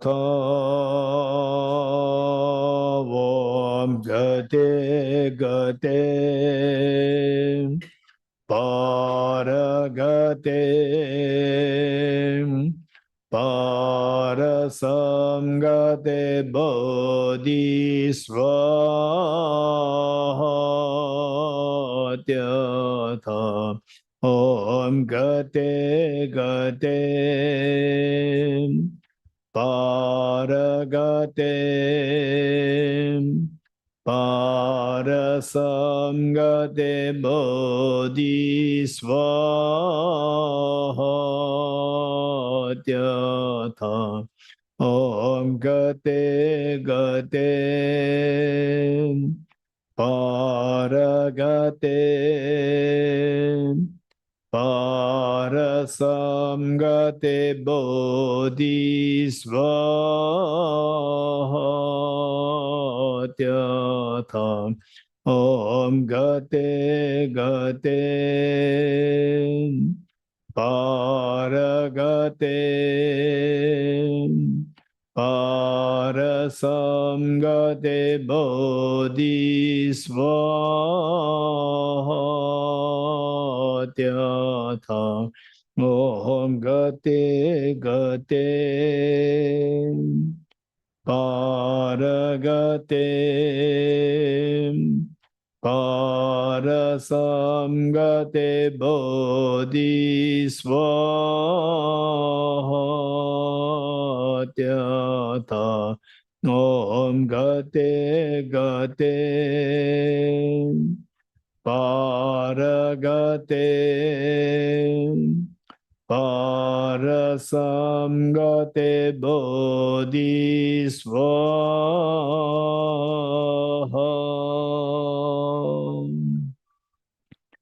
By the teachings of three supreme jewels possessing power of truth, may inner and outer hindrance be transformed, may they be dispelled, may they be non-existent, may they be pacified, may all negative forces opposed to the Dharma be completely pacified. May the host of 80,000 obstacles be pacified. May we be separated from problems and conditions harmful to the Dharma. May all enjoyments be in accord with the Dharma. May auspicious of perfect happiness pervade this place now.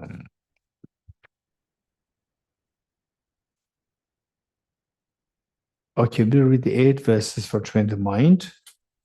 So, for the full awakening, we require the 2 wings of the bird to cross the ocean of samsara. And the 2 wings are the wing of the compassion and the wing of the wisdom. So Heart Sutra is symbolic of reminder for us to focus on the wing of the wisdom.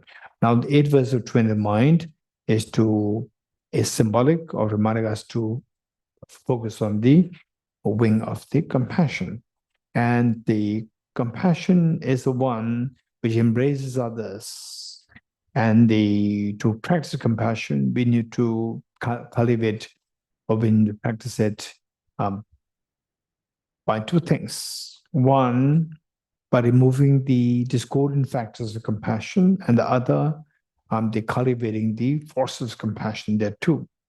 But discordant factors like ego, anger, frustration, so forth, because the ego pushes others away from you, anger pushes others away from you, frustration makes you push others away from you. So, whereas compassion is to embrace others at any cost. And so therefore, see what the author here, Geshe-la Tamba, he explains to us as to how these discordant factors arise within us. Once you know how they arise, then it teaches how to undo the discordant factors. When the discordant factors are not there, like ego and anger and so forth, subdued, then it leaves room for your compassion to grow. And then on the other side, to cultivate the compassion separately is done by the 2 methods. The sevenfold course of method, and bodhicitta, and the method of equalizing and exchanges of others. By these 2 methods, then we encourage the practice of the compassion. And here, particularly the author in the first few verses, only 8 verses are there, first few verses, the author helps us identify what are the causes of the discordant factors of compassion, what are causes of the ego, what are causes of the anger, what are causes of the frustrations, and then deliberately trying to encounter them. And then oftentimes people may think that the 8 verses for mind training, is very self-denial practice where you give your victory to others and you take the suffering on yourself, the loss on yourself. This is a very smart move actually. By doing so, you are not undermining yourself. You are undermining the discordant factors of compassion. Otherwise, which forbids you from generating compassion, which forbids you from feeling the ease and feeling the peace of the anger and ego. So these are identified, they are crushed by very skillful means, by giving victories to others, taking suffering yourself, and the people who are being so unkind to you, you see them as your teachers and so forth. These are all skillful means, but of course, we require full understanding, the full knowledge of this to really appreciate the content matter of this text. Okay, we'll read this together. 8 verses for training the mind by Geshe-la Tamba. With the determination to achieve the highest aim for the benefit of all sentient beings, which surpasses even the wish-fulfilling gem, may hold them dear at all times. Whenever I interact with someone May I view myself as the lowest amongst all, and from the very depth of my heart, respectful hold others superior.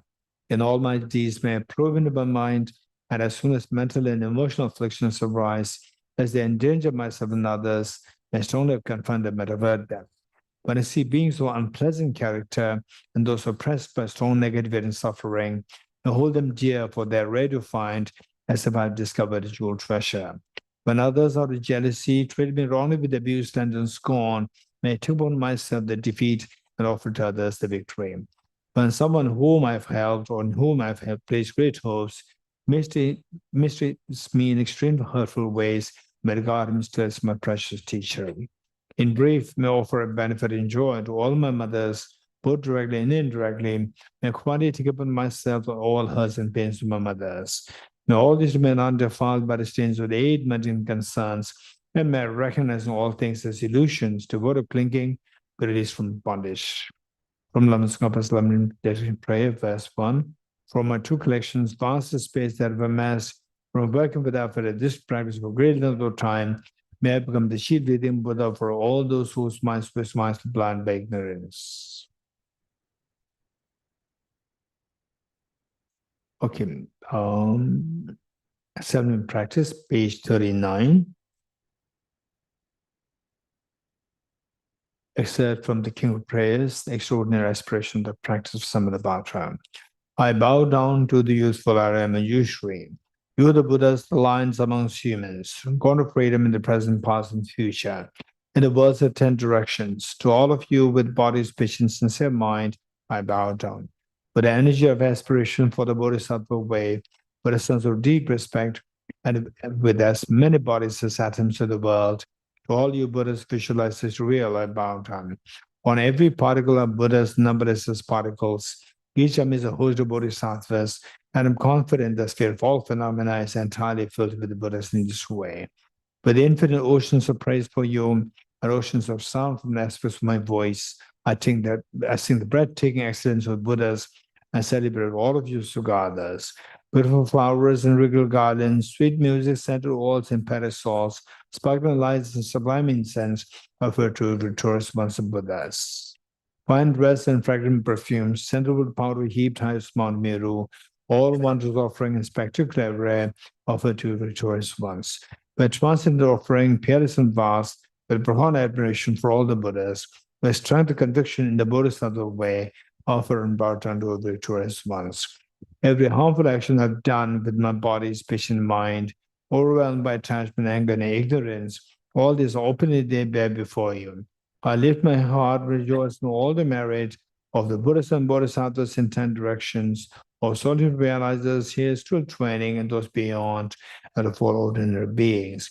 You who are the bright lights of the worlds in 10 directions, who have attained the Buddha's omniscience through the stage of awakening, all you who are my guides, please turn the supreme will of Dharma. With palms together, I earnestly request you who may actualize parinirvana, please stay with us for eons, numberless as atoms of the world, for the happiness and well-being of all wondrous in samsara. Whatever slight merit I may have accumulated by making prostrations, offering and confessing, rejoicing and requesting that the Buddha stay and teach, are now dedicated all this for the full awakened of all beings. Okay, model offering. This ground, anointed with perfume, strewn with flowers, adorned with Mount Meru, the 4 continents, the sun, and the moon. I imagine this as a Buddha filled and offer it. May all sentient beings enjoy this pure land. O Saje Böge Joshe Mendo Ta Ram Le She Nyen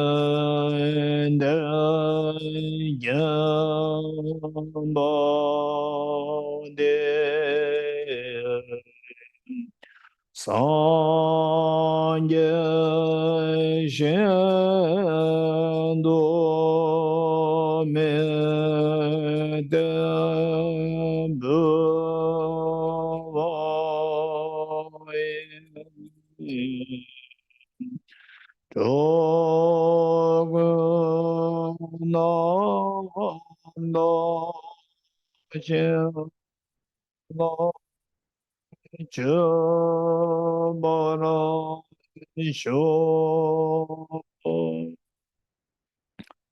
For the almost venerable Kambapa, may we bless that my mind is directed towards the Dharma. May we bless that my Dharma practices on proper path. May we bless that the path is free of flaws. May we bless the flaws are seen by the light of exalted wisdom. The four Dhammas Venerable Bhikshu Mahasattva, becoming utterly frustrated with the ignorance that grasps a true existence. Please bless with a generate renunciation, seeing all aspects of samsara as vicious repulsive. Please bless me that my mind overflows with the precious bodhicitta that cherishes others more than myself. Please bless me to have an immaculate experience of the wisdom of emptiness that does not see even an atom of intrinsic reality, on the basis of understanding how things come into being by dependent origination through mere conditioning. Please bless me that my mind overflows with the precious wisdom of non-duality, bliss and emptiness. Edam Guru Ratna Mendelagam Nirateyami. Okay, the next foundation, what good qualities? Okay, so let's, for the time being, switch to page 46. Maximum verse. Let's say it's first in English, then Tibet. Let me quickly share the background of this for the newcomers here. This mantra, this verse as a praise, was first composed by Lama Tsongkhapa, Lama Tsongkhapa himself, and it is praise is for his teacher, Jesu Rendawa Shunulutu. And when he said this praise, he equated his teacher to the three perfect qualities of the Buddhas: perfect love, perfect knowledge, and perfect power. Perfect love, the perfect love embodied by Arya Avalokiteshvara, perfect knowledge embodied by Arya Manjushri, and the perfect power embodied by Arya Vajrapani, three. And then the author, Lama Tsongkhapa, he equated his teacher with these three, both the perfections, the bodhisattvas who embodied three perfect qualities of Buddha. And the teacher read this praise, and he erased his own name. He erased his own name and replaced it with his student's name, Lama Tsongkhapa's name, saying that this praise fits better with you than with me. So then this came to be recited so widely in Tibet, all over in Tibet, in praise of Lama Tsongkhapa. So we'll say this first in English and then in Tibetan. You are Avalokiteshvara, great treasure of non-referential compassion, and Manjushri, master of flows of wisdom, as well as Vajrapani, destroy hosts of demons without exception. Tsongkhapa, crown jewel of the sages of the land of snows, was on top by your feet among prostrations.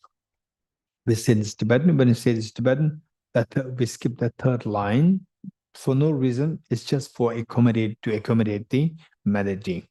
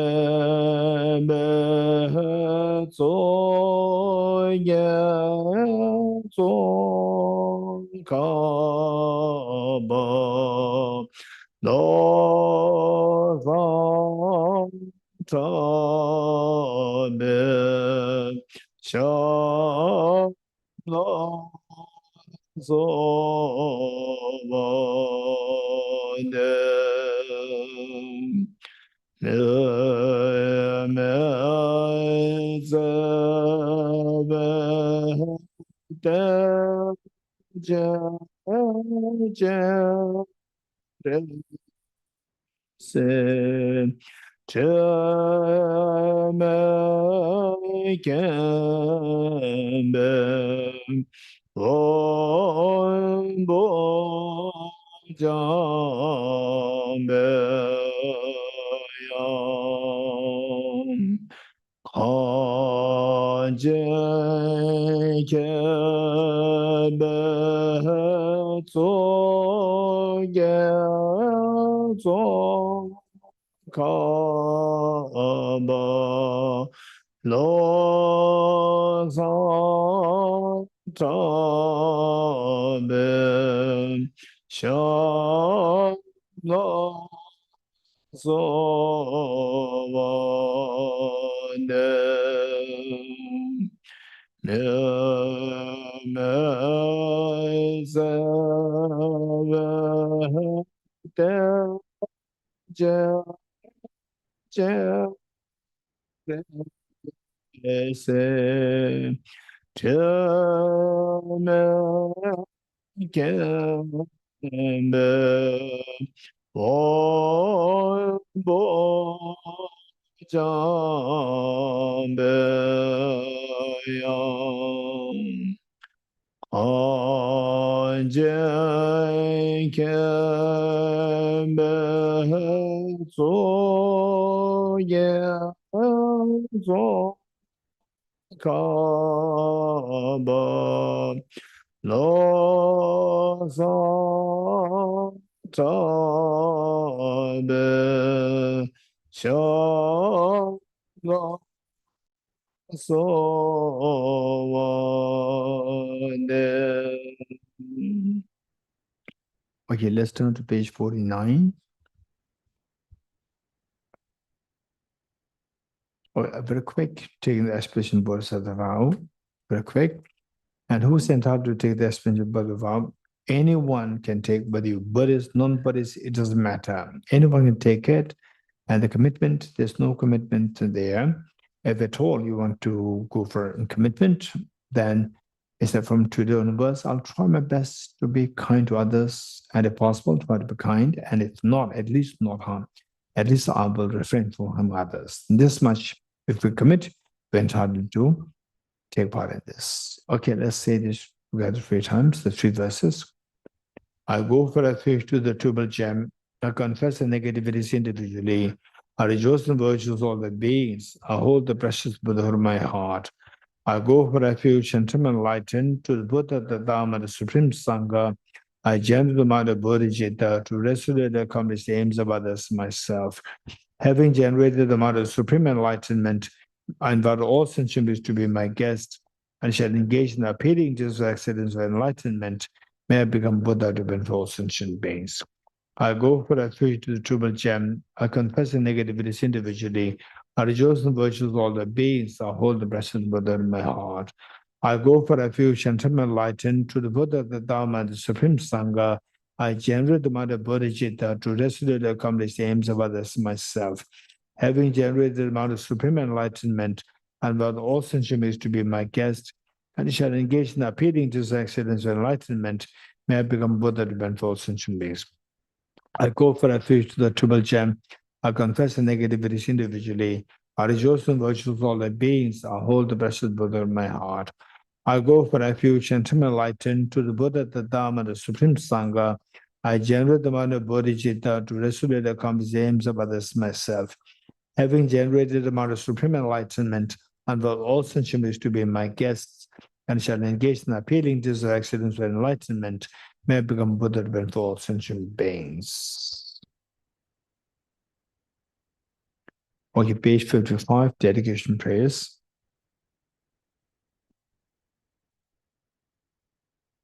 In the land encircled by snow mountains, you are the source of all happiness and good. All powerful chanting say Tenzin Gyatso, please remain until samsara ends.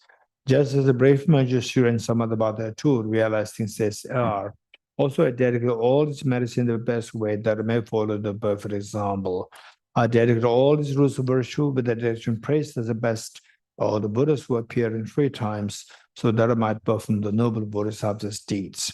I dedicate the meditative treasure realization of the decent prayers of Buddhists and Bodhisattas of 3 times and to the upholding of the doctrine, scripture, and insight.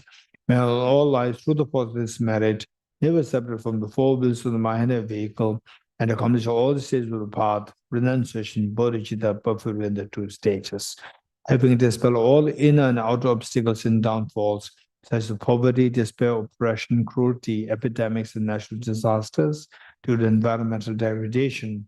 And all beings forever enjoy the glory, peace, and happiness. Inspired by wisdom and compassion, today in the Buddha's presence, I generate the mind of full awakening for the benefit of all sentient beings.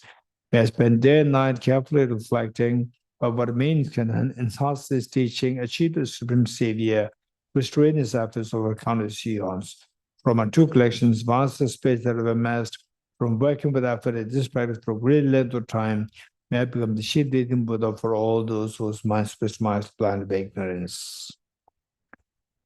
Okay. Praise Buddha Shakyamuni. Okay, we'll say this together 3 times. Ageto je shakeri so chon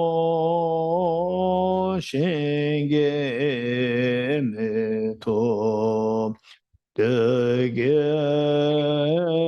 bon jombo serge lumbo tabo jebe ko shaye yebo Kyola chaselom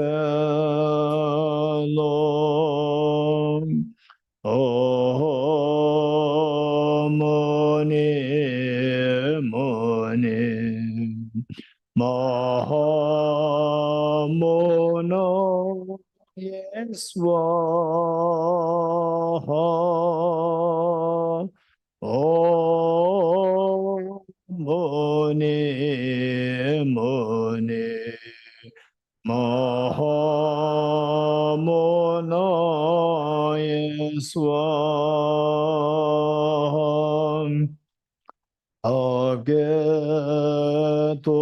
Je Shageri So Chon Shenye Meto Ge bon jombo serge lumbo tabo jebe ko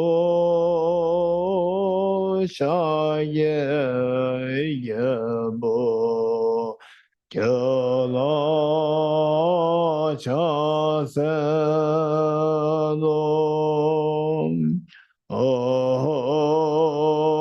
Moni Moni Mahamona Yeswaha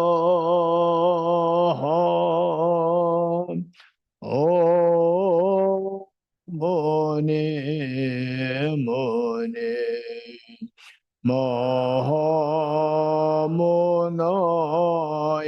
Yeswam Ageto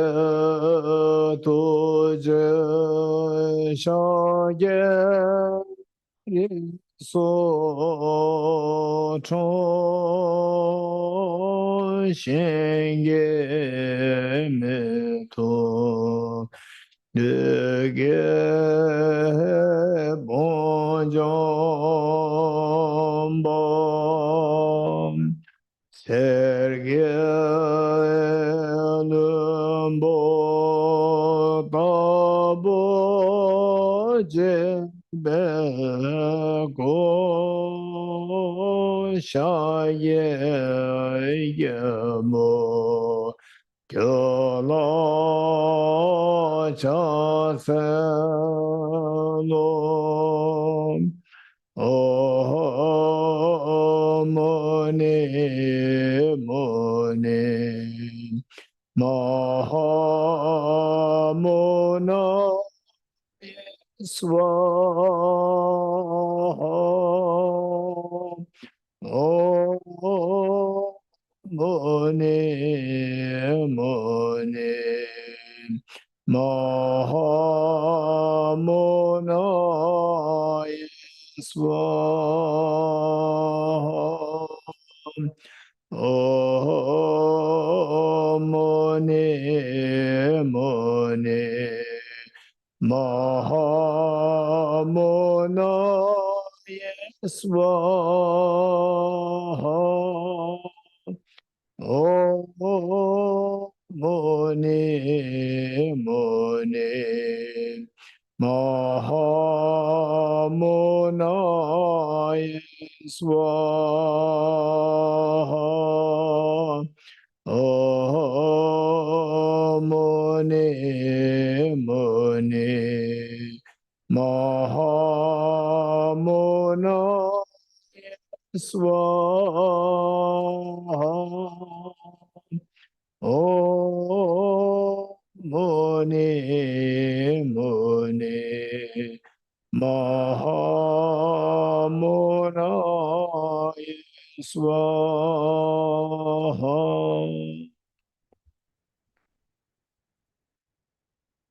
Okay, so there are two group discussions for the day, and then one optional group discussion in the evening. There are total 3 group discussions. We need to split the group in 2.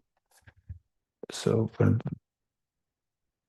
then the seniors, those who already attended these retreats before, they can be the group leaders. Okay, 3 prostrations together.